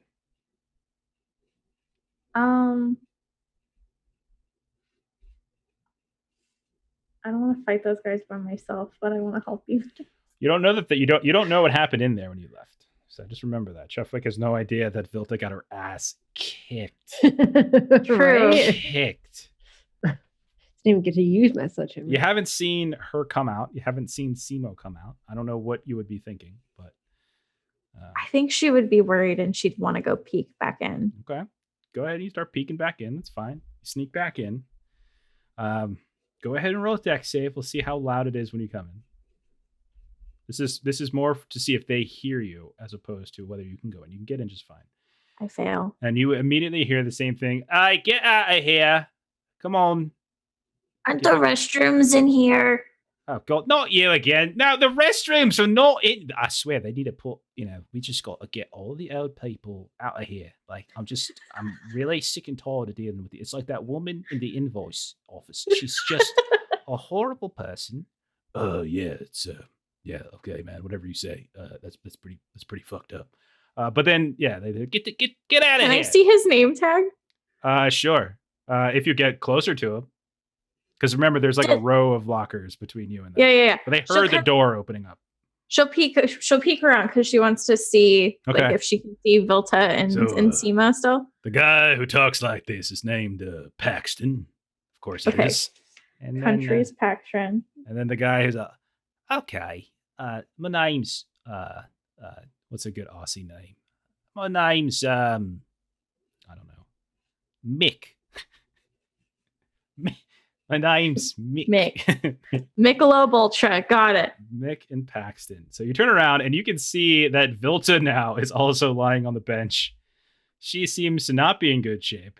She's got a big old busted face. You can see her jaw's kind of a little off the hinge, bleeding a bit. Simo's there as well. So Miss Chopwick, she'll kind of be like, oh shit. And she's going to head back out and she's going to go to the office that Okay. she came from. Okay. And she's going to look for my kindred spirit and she's going to be like, sorry to interrupt. Could I speak to you? Woman to woman. Okay, what do you want? Mick, he's in the locker room and he was talking about how just because we're elderly women, that makes us grouchy, crotchety old bitches. And I mean, so far he's right, but True, but what right does he say that we should be fired just because we're old? he says we should be fired. Should he? Oh, son of a bitch. Okay. And she's like, I'm taking 5. And she steps back. I'm going to show him. She's like pulling up her pants as she goes, like waddling with you right next to it. Door opens up to the locker room. Hey, Mick! I heard you've been talking about old folks saying we should lose our job. Oh, Jesus Christ. We're trying to watch people who just broke in to the factory. I don't need this right now from the How much do you need to watch them when you've already beat the shit out of them? I didn't do. I was helping you clean up the glass. What are you talking about? I didn't do nothing. Oh, yeah, this woman came in and just, yeah. She's in her uniform. Right, but, You just hit every woman you see that's sexist. right, And then like she's like taking your side. Like that's it's hard to do 3 voices. Rebecca Ness. Yeah, that is sexist. Okay, and so you can see she comes up and she like grabs Paxton by the ear, like classic old lady thing. Like That's it. We're gonna go talk to your supervisor. Let's go. We're gonna go talk to one of the butchers. Come on. And so she like drags him out of the room, leaving you, Miss Chuffwick, face to face with good old Mick.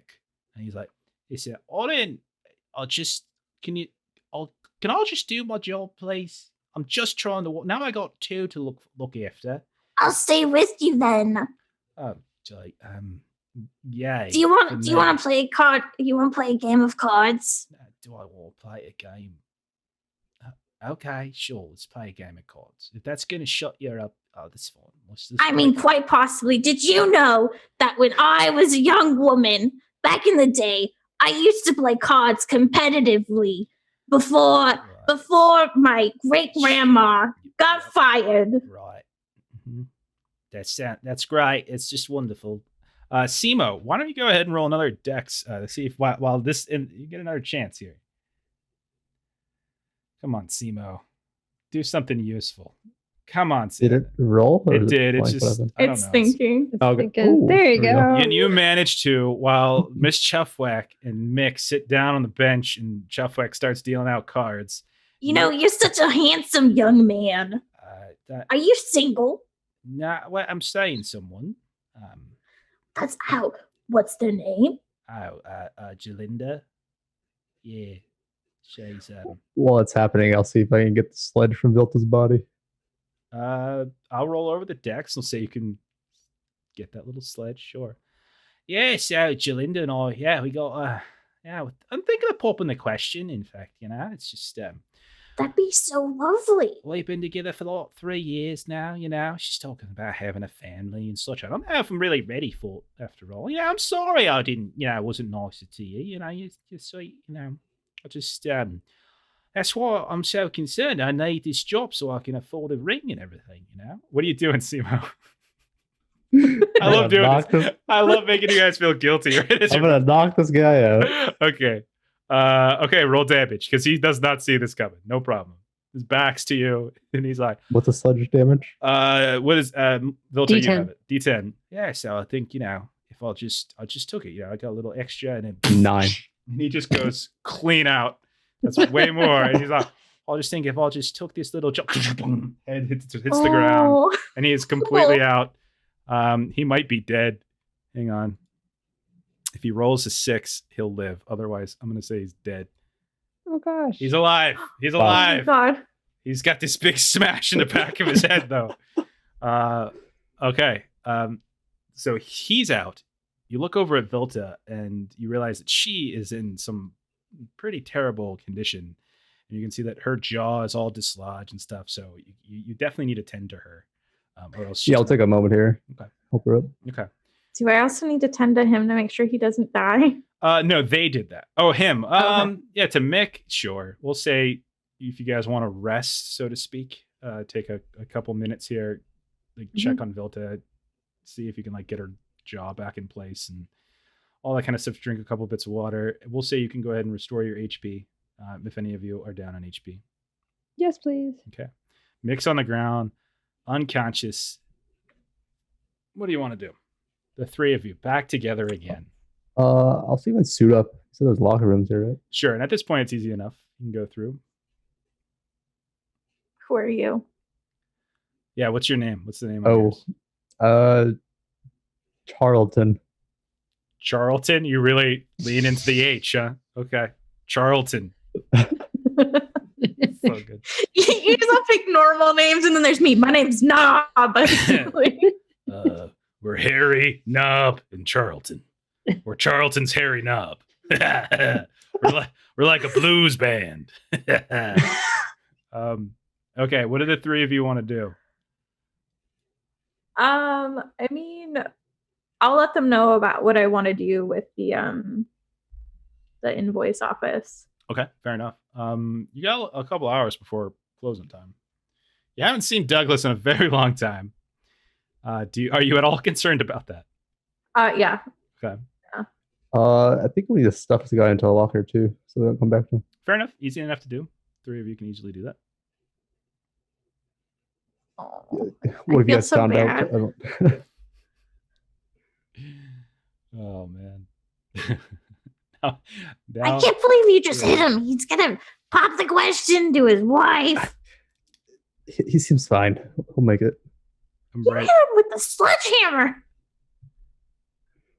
writing down Charlton's Harry Knob, and it's going to be canon now that there's a blues bar somewhere in Bastion, Okay. and at some point, that trio is going to play there, and we're going to do an adventure.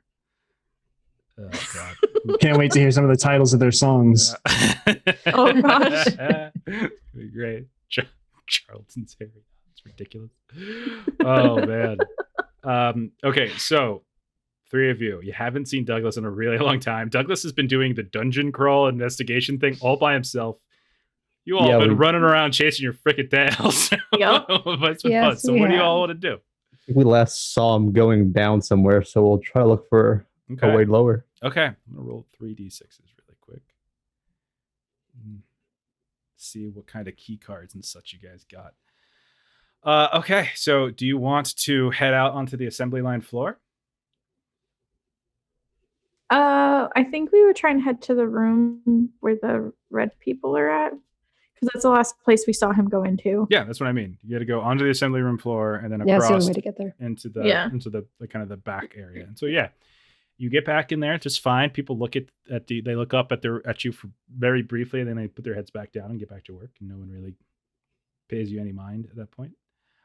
It looks like there's people kind of messing around with the elevators and things like that. Like the doors have been pried open. People are kind of looking at the cables and inspecting it. And, you do. Did we see him go down an elevator? You didn't see him because Mm-mm. this room is completely blocked from your point of view. There is a kind of emergency staircase at this point.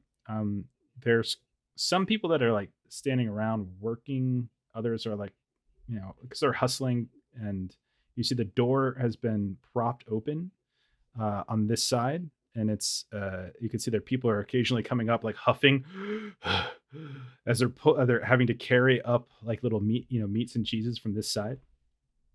So door is open, but people are going in and out of it. Miss Chuflick's gonna come in and be like, I was told we gotta carry stuff now. Someone looks up. I don't know. Can you just point me where I gotta pick up stuff to carry? They're like, why is an old woman carrying things? That's just awful. What no. I need this job. You go ahead. You work here. You just stitch this up, pack things up, and I'll go ahead and do the carrying. You just all you got to do is take one of each of these, and he shows you like from different piles, and you just put them inside of this wrapping paper, and you just fold it up and twist and put one of those little bows on it. I'd feel terrible. I have a grandmother, and she is about to die like you, so I'd feel awful. Thank you. I feel like this clogs my arteries just walking through the door. Right. Okay, I'm gonna go. So he starts going. Simo and Vilta, what are you two doing? What is happening with me today? I don't know what the hell's going on with this adventure. This adventure is so far off the fucking rails. It's ridiculous. So much fun. Simo and Vilta, what do you want to do? I'll see if we can access those stairs. So if you walk up to him to go down, a couple people get out of your way as they bump past you, and they look at people look at you briefly, but it looks like everything's kind of mucked up with the lack of like the electricity and stuff, and people are kind of doing things a little bit more quickly than they probably wanted to. So you're kind of getting the benefit of the doubt, maybe. But down you go, yeah. Nice. So, and this will take you to the place let's see what's this. This goes to subfloor 1. Let me scroll. As we back up get here. in, I want to try to get Miss Chufwick's eye to show her that like Okay. So you we're stab moving her if in she the wants to face, join us. gouge the eye out. No, just make eye contact with her. Do you want to leave with them, Chefwick, or do you want to stay here? I kind of want to go, but I could also just mess up orders. Okay, What do you guys think? that's fine. I think it's preferable if That'll we're show 'em. together. What are you talking Just about? Douglas is all ruin by this. himself. He's like doing all the work. He's gonna get like the lion's share of the cost. Okay, so what do you want to do? Do you want to try to make your way over to them? Yeah. Okay. Why don't you go ahead and roll a dex save to try to blend in a little bit and try to like nonchalantly step away from your post. Very Ooh, good. and that's a success. Easily enough, you just leave an unwrapped series of packages of cheese, wheels, and wedges and stuff, and you make it over. And the three of you move down into subfloor 1. This is a sorting facility. This was the first of the subfloors that Douglas went to. This is not the room that had the meat vats that he sabotaged. There's a bunch of other folks up here. You can see that this is a fairly large area, and there's still more people kind of coming up from the stair below you, from the floor below you, kind of carrying as they're climbing up these stairs. When you peek into subfloor 1, you can see there are a variety of folks that look a lot like you, except as you start venturing a little bit further in, there are so many of these people who have these like mechanical arms that are augmenting and helping them do a variety of like packaging and sorting. You can see that there is this huge, at this point, like this huge just pile of like wrapped meats and wrapped cheeses that just been thrown in the middle of this big floor. And people are kind of pulling them apart and like taking them out and kind of sorting them, as everything's just a mess right now. Others from below come up here and just like dump, and then they go back down. And you see other people come back down here from above you, and they like are particularly pulling from certain piles. Then they go back upstairs. So there's like one set of people coming from one floor down and going back up and down, and one group coming from above you and back down. So it's just constant, like inefficient. And in the middle, there's just this giant pile of crap. This is fairly open. You don't really see a ton of like offices or rooms or anything like that. This is a much more open place. It looks like whatever of those smaller lifts, people aren't really using them anymore. So what would you like to do? It seems like people are just moving from the bottom, so I'll see if I can join in. Sure. Yeah. Start carrying things. Okay. Go down even lower. So no one's carrying stuff down. People are carrying stuff from below upwards, dumping it into a big pile. Then other people are coming down from above you to take like certain well-stacked meats and bring them upstairs. Yeah, I'll just head down, see if I can go. Okay. Say I'm getting something. Okay. So you grab like an empty one of these crates that they're carrying, and you just start moving downstairs with it. No problem. Doesn't seem to alarm anyone currently to do that. What about Chuffwick and Vilta? Same thing. Okay. I feel like because I'm old, I'm gonna get like people are gonna notice me. I feel like I'm gonna have Chuffwick roll a charisma test or a dex test. So what I want charisma to do, or save. Okay. I want to go to the pile in the middle and like help sort things. Okay. But as I'm sorting, I kind of want to like because I'm assuming they're packaged in plastic, correct? That's what they're doing here. So like the stuff that gets dumped here is unwrapped, and all up here is they wrap them in like butcher paper and plastic, and then they send them up one floor, and then they take all of that wrap stuff and they put it in like the nice little wrapping paper stuff, and then that Gross. gets sent onto the That's assembly disgusting. line, and that gets put into crates that get sent out to different locations. It's all like the Gross. further down you go, the less processed stuff is. Gotcha. Oh, it's totally gross. This is like the 'Cause early 20th century. That's true. That's I think true. it probably was not great back then. No. It's all warm too. Like all the meat's all warm. She's gonna still go to like the middle pile because she does recognize that she's older and like help sort things, but like kind of incorrectly. So Okay. you know, she's trying to- just this. Yeah, like she's Okay. trying, but like I'm more of a hindrance than actually helping, and it's probably Okay. frustrating people. Every so often, someone looks at you and they're like, and they go and like pick up something that you just stacked in one pile. Like, no, it goes over here. No, that goes here. Oh my. No, Have that you- go. Have you seen my glasses? No, I haven't seen your glasses. Are you sure you're supposed to be here?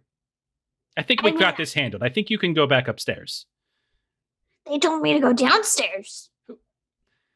They told you to go downstairs, so of course they would. Of course they would. They would definitely tell you to go downstairs because that makes perfect sense. I might as well tell you to go downstairs too. Oh, it's okay. No, that's fine. Does the downstairs need sweeping? I like sweeping. Does the downstairs need sweeping? Do you even know what they do downstairs? Yes. You sweep it to the drains. It goes faster.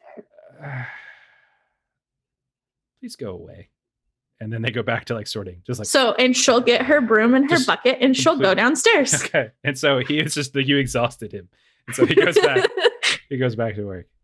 Okay, Douglas, let's go back to you. So you are right now. Where the hell were you? You were in the cheese production lab area, right? Yep. And you were Just in vomited up a bunch of cheese and then went to a room full of spices and a jar of cheese curds. a bunch of spices, and there's a jar of open cheese curds. What would you like? Yeah.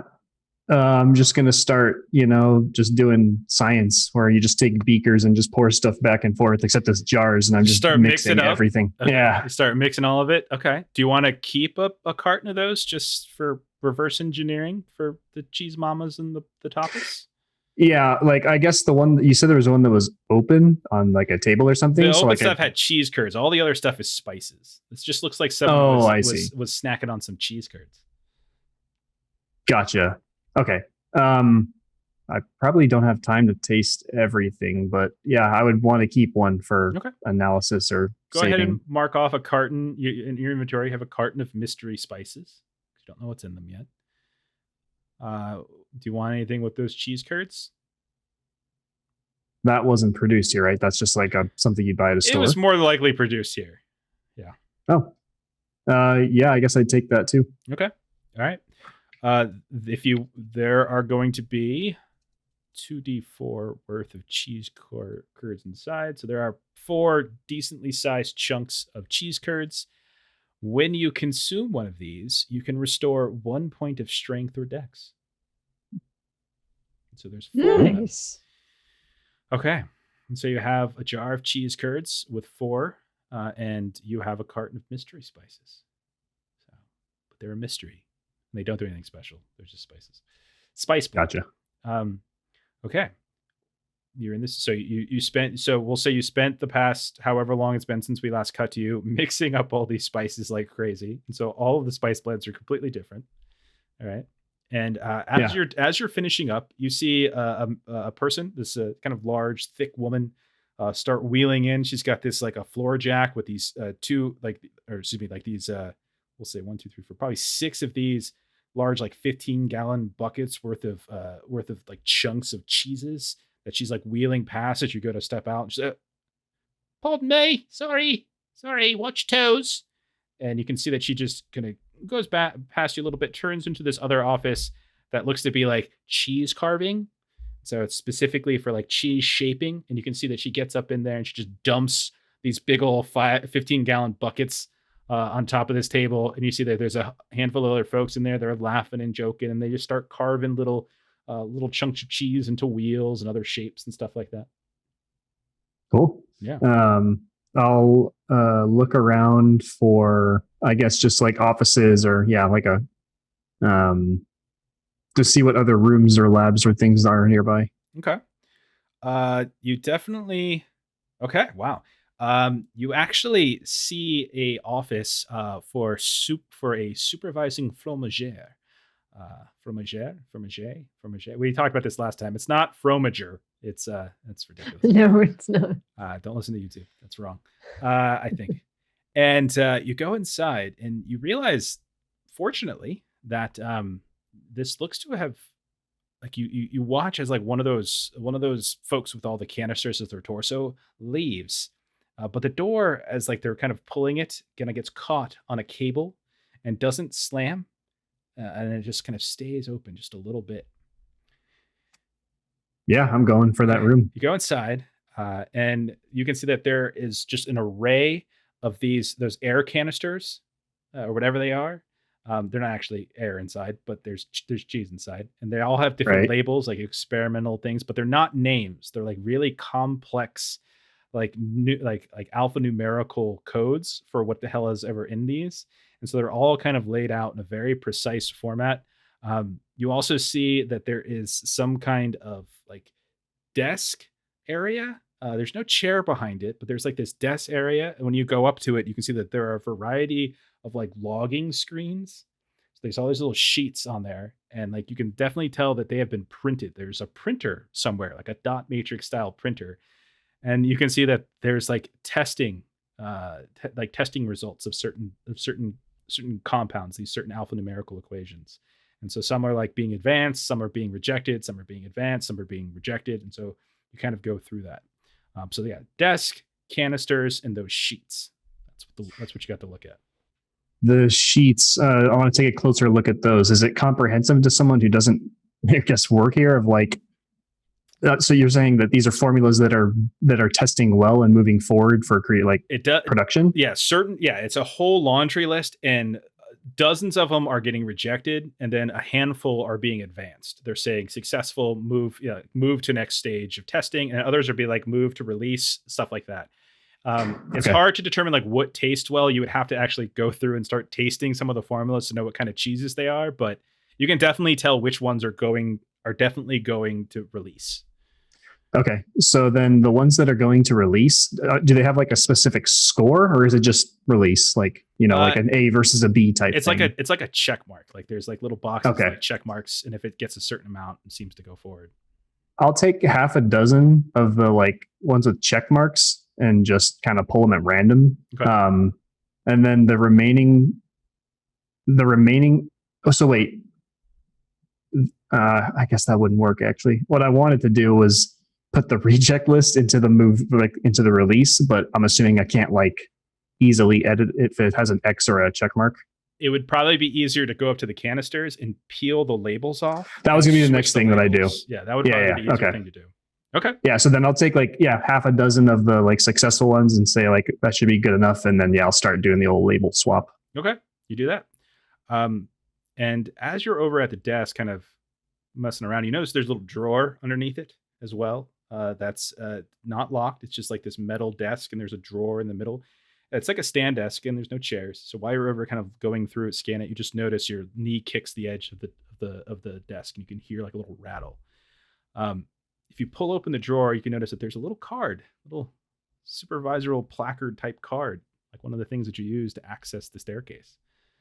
I'm definitely going to take that so I can get out of here. Okay. Let me see if there's anything else. There is some sort of there's another printout in here that's talking about a special yeast compound as well, and it seems to be a particularly prized object. You don't see anything that would be resembling yeast in here, though. It's all just kind of like canisters, but you're not really sure where that would be. So it's just like a document saying the yeast is special. It's not like how to make it. There's like it's like a document that talks about the like that the quantities, like the inventories of like how much of this special yeast is and how much kind of more needs to be made so that they can continue whatever process it is that they need for making these cheeses. So it's just like a reference to it. It's just something that kind of catches your mind. You're looking for ways to sabotage, and you've had a lot of different ways of sabotaging, screwing up which cheeses get released, messing up the mechanic. But like, if you could get that special yeast as well, that could actually be really useful too. I'll take that document, and who knows, maybe the cheese mama can figure that out since they work in the field or in the industry. Okay. Maybe they can make heads or tails of it. Okay. You can even forge how much yeast they need to create to keep up with it, like forge the numbers. Was this handwritten or is this also printed? It's printed, but it has handwritten notes on it. Yeah, I guess I could take time copying it and then, completely changing the quantities or like the measurements. Sure. All right, Brendan. Yeah, I'll see you in a bit. We probably got another 10, 15 minutes here, and then I'll take a break, and then I'll be on at like 6:30 or so, or 6:30 for us anyway. So we're playing in DCC after this. He and I. Okay. So yeah, you've got that. No problem. Why don't you go deck save to see if you've been in here for a while, switching the things, and you are successful as you hear somebody moving past and coming in, and you quickly hide, behind like some corner wall, the canisters of air, and you can see the wheeling fromagère, the robotic fromagère, kind of come in, switch out some of the canisters, like in its chest with some of the others, and then just wheels back out as if it's kind of going through some sort of process. Okay. Chuffwack, Vilta, and Simo, you make it down. You're on the same floor at this point, except you are on the meat production side. You get out and you can see that there is basically, it's all hell's broke loose as there's blood all over the ground. There are multiple people that are yelling at each other, a couple that are trying to fix and repair whatever the hell's going on with this machinery. And like there's like a broken glassy, it looks like something exploded, and you're not sure what it might have, maybe a vat or something exploded here.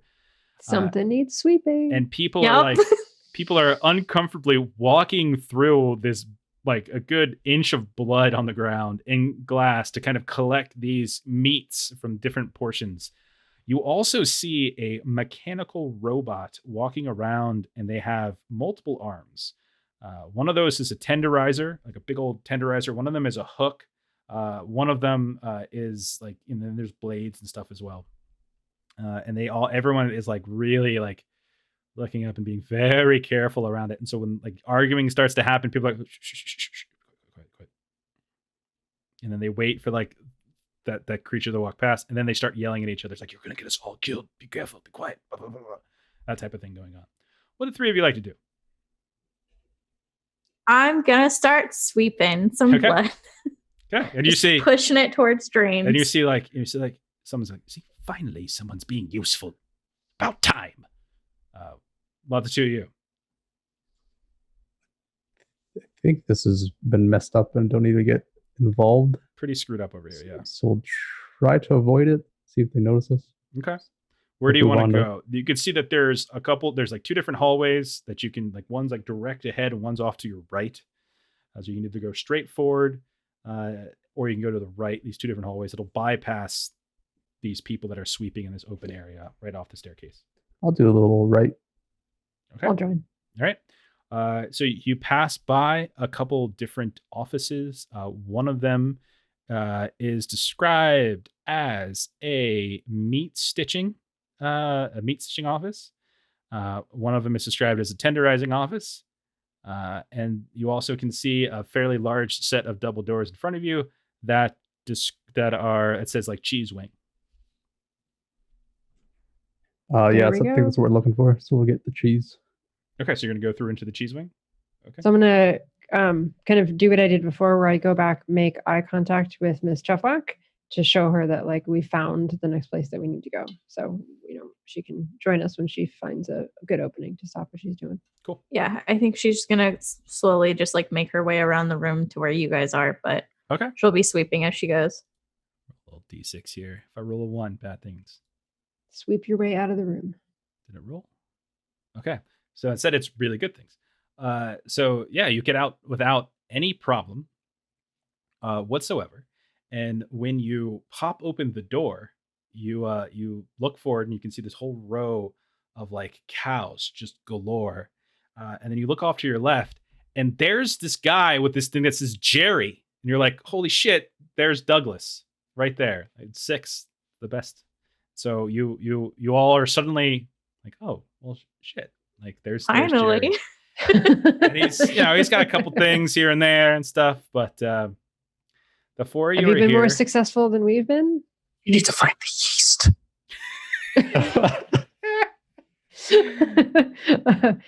I start looking around wildly. Where is the yeast? I'm like, I've been living a lie so long under this subterranean thing. I'm just like freaking out. I'm like, they're gonna get me, man.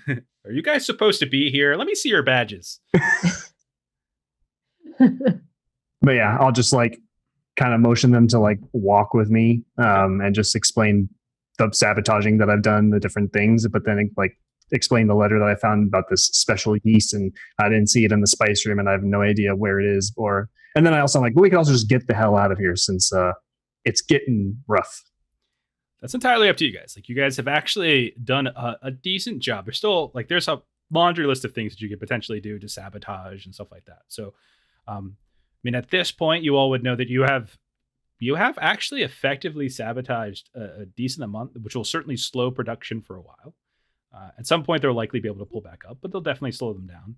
You've sabotaged some of the product that's going out, and so they're going to have a couple bad batches, and so that's not going to be great. You have a couple little odds and ends that you might be able to give to the cheese mama and the tapas to maybe reverse engineer some things. So it's possible. It's not like the smoking gun or anything, but it definitely. I mean, this would if you just bailed out of this, you could probably be called a successful run. It's not perfect, but it's definitely successful. It's your guys' call. Looks like you've done a lot of work here, but those bug catcher guys, they're gonna come after me again. They broke my arm. What's next? They're gonna go after this face. I can't have that happen.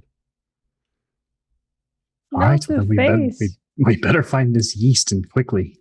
Okay, you did just get a new key card, and there is a door over by those cows that you almost thought about cattle. Yeah. Yes, yeah. Actually, that was the first place I wanted to go once getting this key card to see if it works. Okay. So you go over there, hit the key card, and you hear there's various machinery in the walls, and the door opens up just fine. Oh, well, I'm assuming we'll all head up. Okay. You head. It's actually down. So you go down again, and you are now on subfloor 3. And subfloor 3. There's actually the sign on the door as you get off the stairs. It says Livestock Repurposing Center. And when you hop off here, it is kind of a dark area. There's a lot of flickering light, as if there might be a separate generator for this land, but you see like a lot of like hanging floodlights, and periodically it flickers. You can hear the sound of distant machinery, and then followed by like screams of various animals. You don't really see many people moving about, but it's got an eerie feel to it. After a few minutes, you hear like some metal dragging against concrete, and you see passing by in front of you one of those big red eyes of one of those butchers just sort of pass by. Completely different one, because you just saw one upstairs. It's a different one. And they go past, and they seem to be dragging behind them 2 different carcasses of 2 different types of animals of some kind. Why don't all of you go ahead and roll a dex save?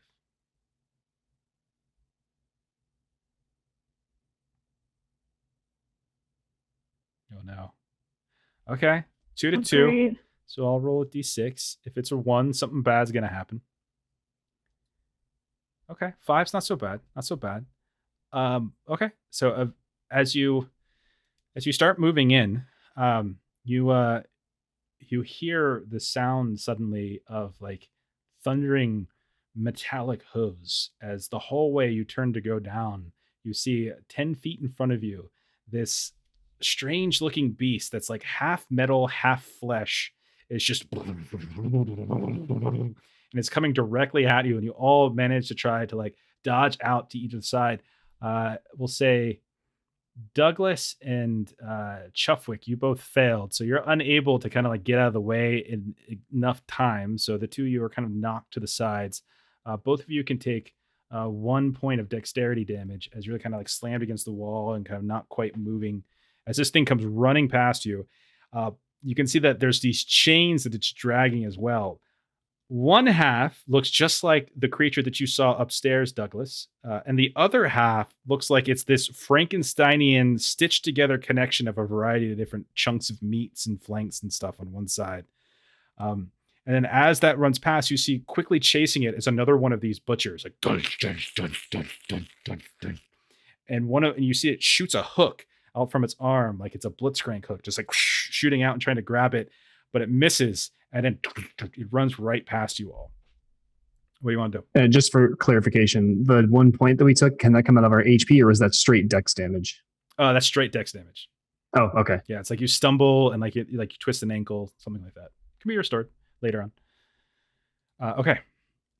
So you have like this empty hallway here, and at the end of it, there is these like plastic drooping flaps.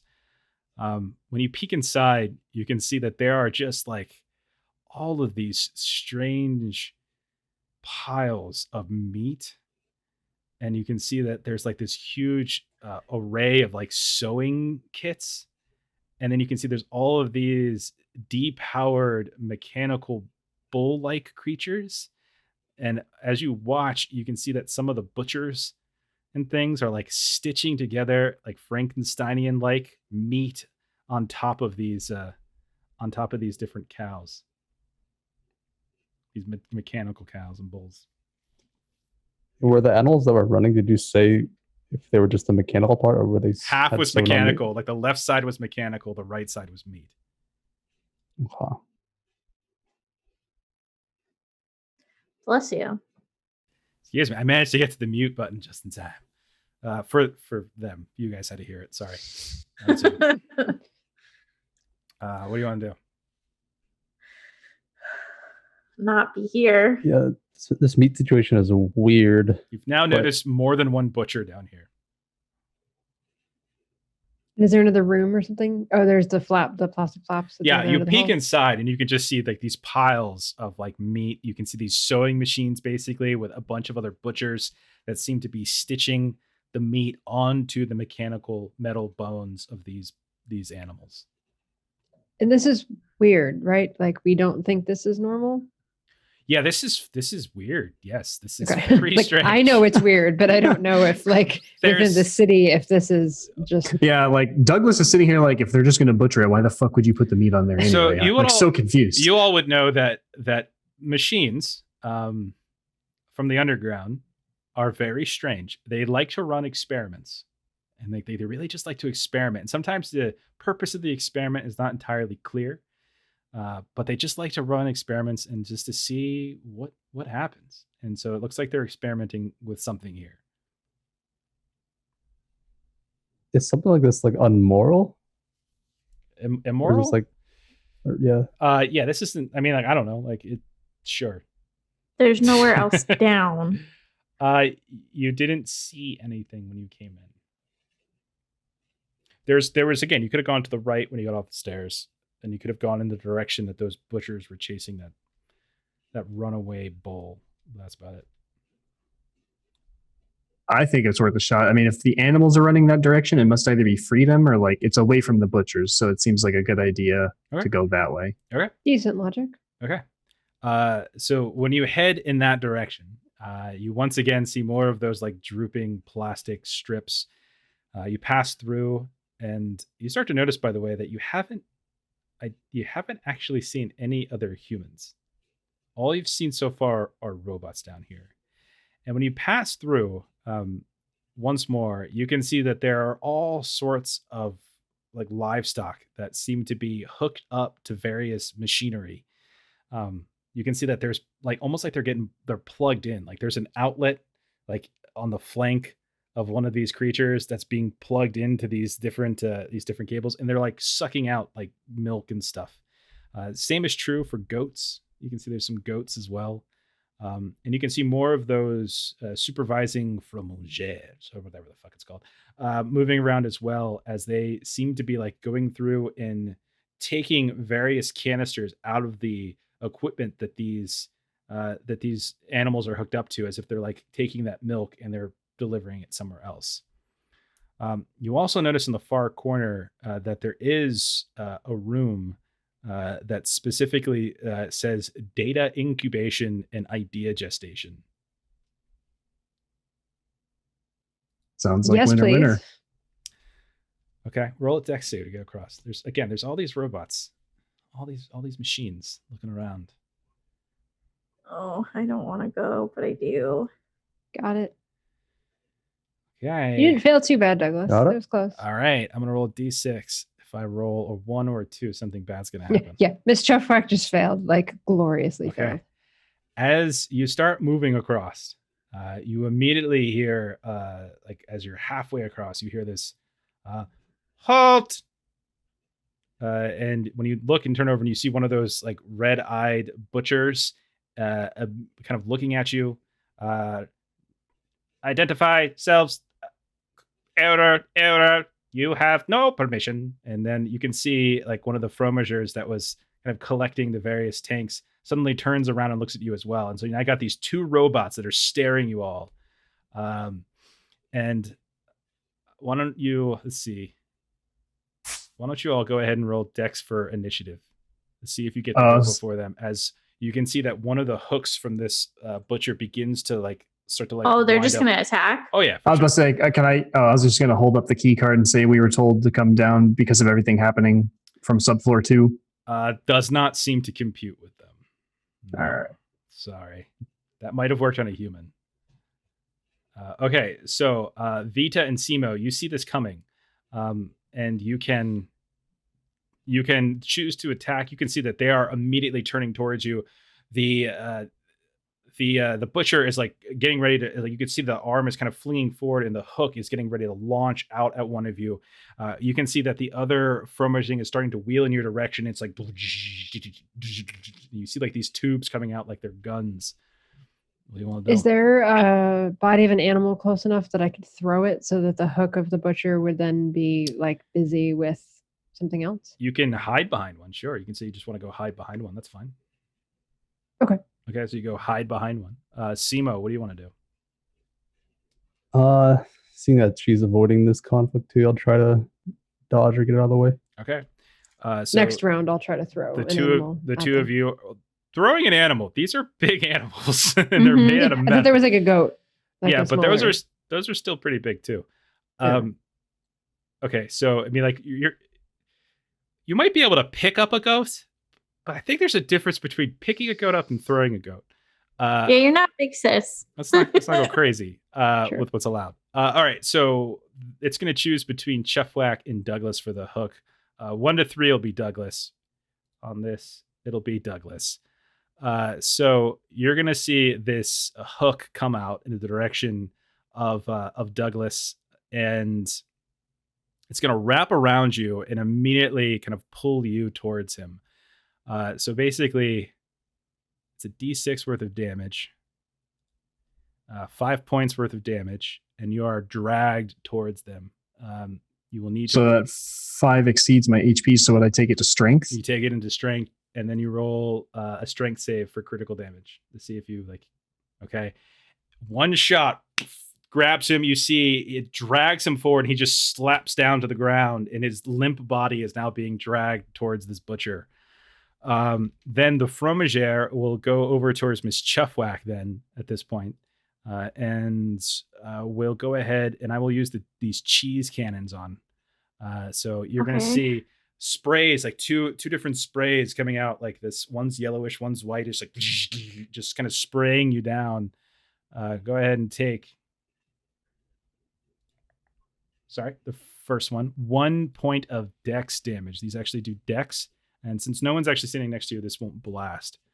Okay. Okay. Now it is Chuffwack's turn. What do you want to do? You guys know that Douglas literally is now unconscious, like kind of that type of thing. He's in critical damage, being dragged limply towards this butcher. What do you guys want to do? Oh God. I guess Miss Chuffwick will run at the butcher, Okay. and she's going to use her. What do I got? I still have 2 uses of my sculpting gun. I'm Mhm. gonna shoot it with my sculpting gun At what? and try and at his chest area to try and just clog up his gears and stuff. The cheese one or the butcher? The butcher. Okay. All right, sure. We'll, so you're going to shoot at that, and that's going to plaster around him, and it's going to make all of his arms suddenly become immobile. And that's going to stop the pulling of Douglas. Douglas is still connected to this hook, but we'll say that the chain is a few feet out and not fully up to the butcher. Okay, go ahead and roll Chuffwack, Simo, and Vilta. Go ahead and roll dex saves to see if you can go before the cheese person. Because we'll say that both Douglas and the butcher are now kind of out of the mix temporarily for the butcher. Okay, so Vilta and Simo, you two can go first. Remember, if you guys choose to attack, you have to identify your targets first, and whoever you pick, Chuffwick won't be able to pick. So Simo and Vilta, what are you doing? We can go after the butcher. Yeah. Okay. The butcher is Drag him. currently locked up and he's got all this plaster around him and not quite moving. Where we want to get. All right, so we'll go after the other one then. I'm just I don't know, telling you might want to get Douglas. Wait, what do you and- mean? We're just gonna hit. It's locked up in place. It's not doing anything. Yeah, so remember what the plaster does is it literally creates almost instantaneous, an instantaneous statue. So she just shot a bunch of goo on it, which locked up Yeah. its arms.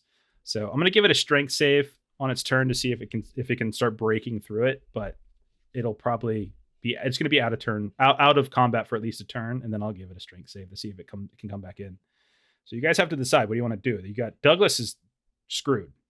You've got this cheese robot and you've got this meat robot. But Yeah, I'm going for the meat robot. Okay. So Vilter, are you doing the same? Yeah. Then roll your damage for the meat robot.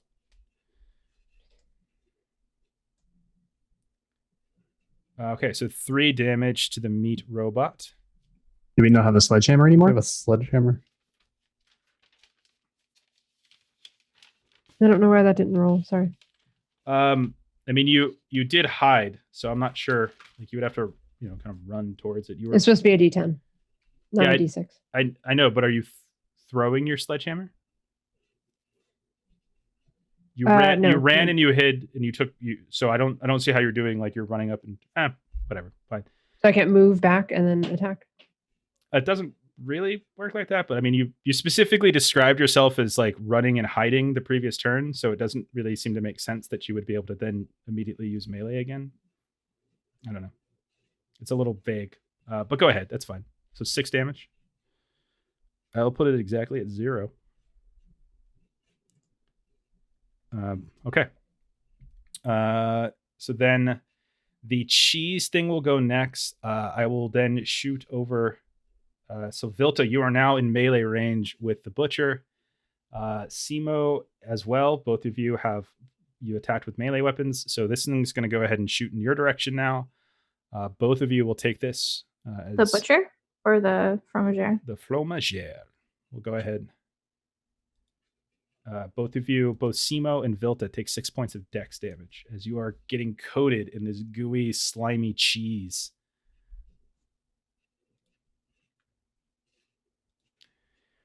Okay. And then Chuffwack, it is your turn. You can only attack the cheese person. Okay. I have one more use of my sculpting gun. Okay. So I'm gonna shoot it with that. Okay. And once again, it will be out of commission for at least a round. Okay. So at this point, you all can go first. They can't, I'm not even going to require dex saves. So 3rd round. What do you guys want to do? I want to go to the back of the fromager and I want to see if I can bust him open and rip some cords out to see if I can unpower him. You just shot him with this goo, which is going to literally coat him. So Oh, all the way around? Yeah, like the way I like, it's like literally just spooked right like all over. That was not the right Okay. word. That's all over him. That's not what I meant. But yeah. What about like the head then? Sure. Or is it? Sure. We'll say you can like detach the head or something if you want. You can go up and just like hack at the head a bit. Yeah. Sure. Okay. So what are Simo and Vilta doing? Are you also attacking the Fromagere? Yeah, I'll try to get rid of this threat. Make sure nothing else is here. Okay. Yeah. There's 2 threats. Just remember, there's the There's the butcher and the fromage. cheese or meat. It's basically Oh, we didn't Meat. take care of that? That sledge wasn't enough? no. No, these are big It's guys. enough to take it down HP. Oh, okay. I'll just keep it in the meat piece. Okay. So what do you want me to roll? Vilta, what was your attack? Also on the meat guy. Okay. Chufflack, I think you're fine. I think we'll just say you just reach up and you just start pulling stuff and hope that it works. Okay. So 8 points against the meat thing. Let me go ahead and roll a save for the meat thing now, because that's not great for it.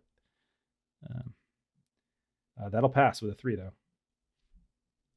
So I'm down to 7 on strength, but a 3 is enough to keep it. And then I will roll a strength save to see if it can start to break through. But its strength is now at 7. I rolled a 2. You can see it's starting to get its movement back. It's not quite there. Hey, Josh. No, Justin. No. And so then all of you have now gone, and we'll say I'll let you start one more round. This is the last round you'll probably get before the butcher comes free. You can see, by the way, that the fromagere thing is like its head is like twitching. Like you definitely did something to it. Nice. And so the butcher still seems to be in a bit of trouble. So what do you want to do? Swing at the butcher again. Okay, so everyone who's attacking the butcher, go ahead and roll your damage right now. I'm going to continue just ripping out wires from the fromagere. Okay, perfect. And 7 is exactly enough. It had 7 Woo-hoo. strength left, and you like just beat through it, and this thing. The cheese one fromagere just like as you're pulling enough out. As you all listen, you can hear that there's others. Like there's a lot of like machinery. It's a very noisy place. So this all happened really fast. You know, at some point someone's going to see this. You have literally moments to get out of here. So what do you want to do? I want to run into that office. I'll drag Douglas with us. You have moments to get away. There's other machines down here. What do you want to do? I'm going to drag Douglas into that office that Okay. we saw. Is that nearby? Yeah, that's going further inwards, though. That's further away from the exit to the factory. Oof. You guys are leaving 2 attacked machines Yeah. wide open. Yeah, we're gonna need to Just find saying. the nearest exit. You can go. Drag him to the nearest exit. It's a hard choice. Do you go in there and get some cool shit and then possibly have a more difficult time getting out, or do you just get the fuck out of Dodge now? I kind of want to go in there and get some cool shit, but that's just me. Yeah, I'm already dragging him in. Okay, done. Then I'll try to drag the bodies so that they're not visible. I don't think you're gonna have time for that. These are fairly big, and so Could you possibly release more animals? sure. Just okay. I'll do that. Just make a distraction. Yeah, I'll say you go up and you start like ripping stuff and start hitting them, and then you can hear the sounds of incoming tires and wheels of things. You can hear the sounds of like goats, like mechanical goats, like, and you can hear all sorts of cows moving around. Simo and Shuffwack, you drag Douglas into this other room, not knowing what's inside before opening the door and you trying to use it as a hiding place. Mhm. And we'll stop there and figure out what happens next time. If I literally kill all your characters at the very beginning of the next session, I don't want to hear any complaining because you just Yeah. tried to hide in a place you've never gone to before. Mhm. I didn't vote. I was unconscious. Yes, you're I wanted to completely exit. blameless. Josh, I got another stream in 40 minutes where I'm playing a Dungeon Crawl Classics game over on Defenders of Cobalt. So I gotta, yeah. It's boo. But Josh, you could watch the VOD. That's the great thing. Yeah, there's that. Okay, so let me get us off here quickly. Again, we're Adventures in Lollygagging. We play games next week. I think we're back to Mutant Year Zero. That's on the schedule for the 18th. So a week from today on Saturday.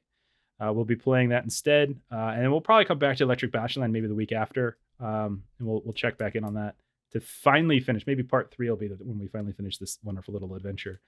On Mondays, you can catch on this Monday coming up. Melissa and I are starting a brand new game called Vesson, just released by Free League. Same people who make Mutineer Zero. We're playing Vesson with some of our friends. You can catch us at 7 p.m. Pacific, 9 p.m. Central, right here. On Mondays, our Zweihander game drops on our podcast. So just go ahead and search for Adventures in Lollygagging wherever you get podcasts.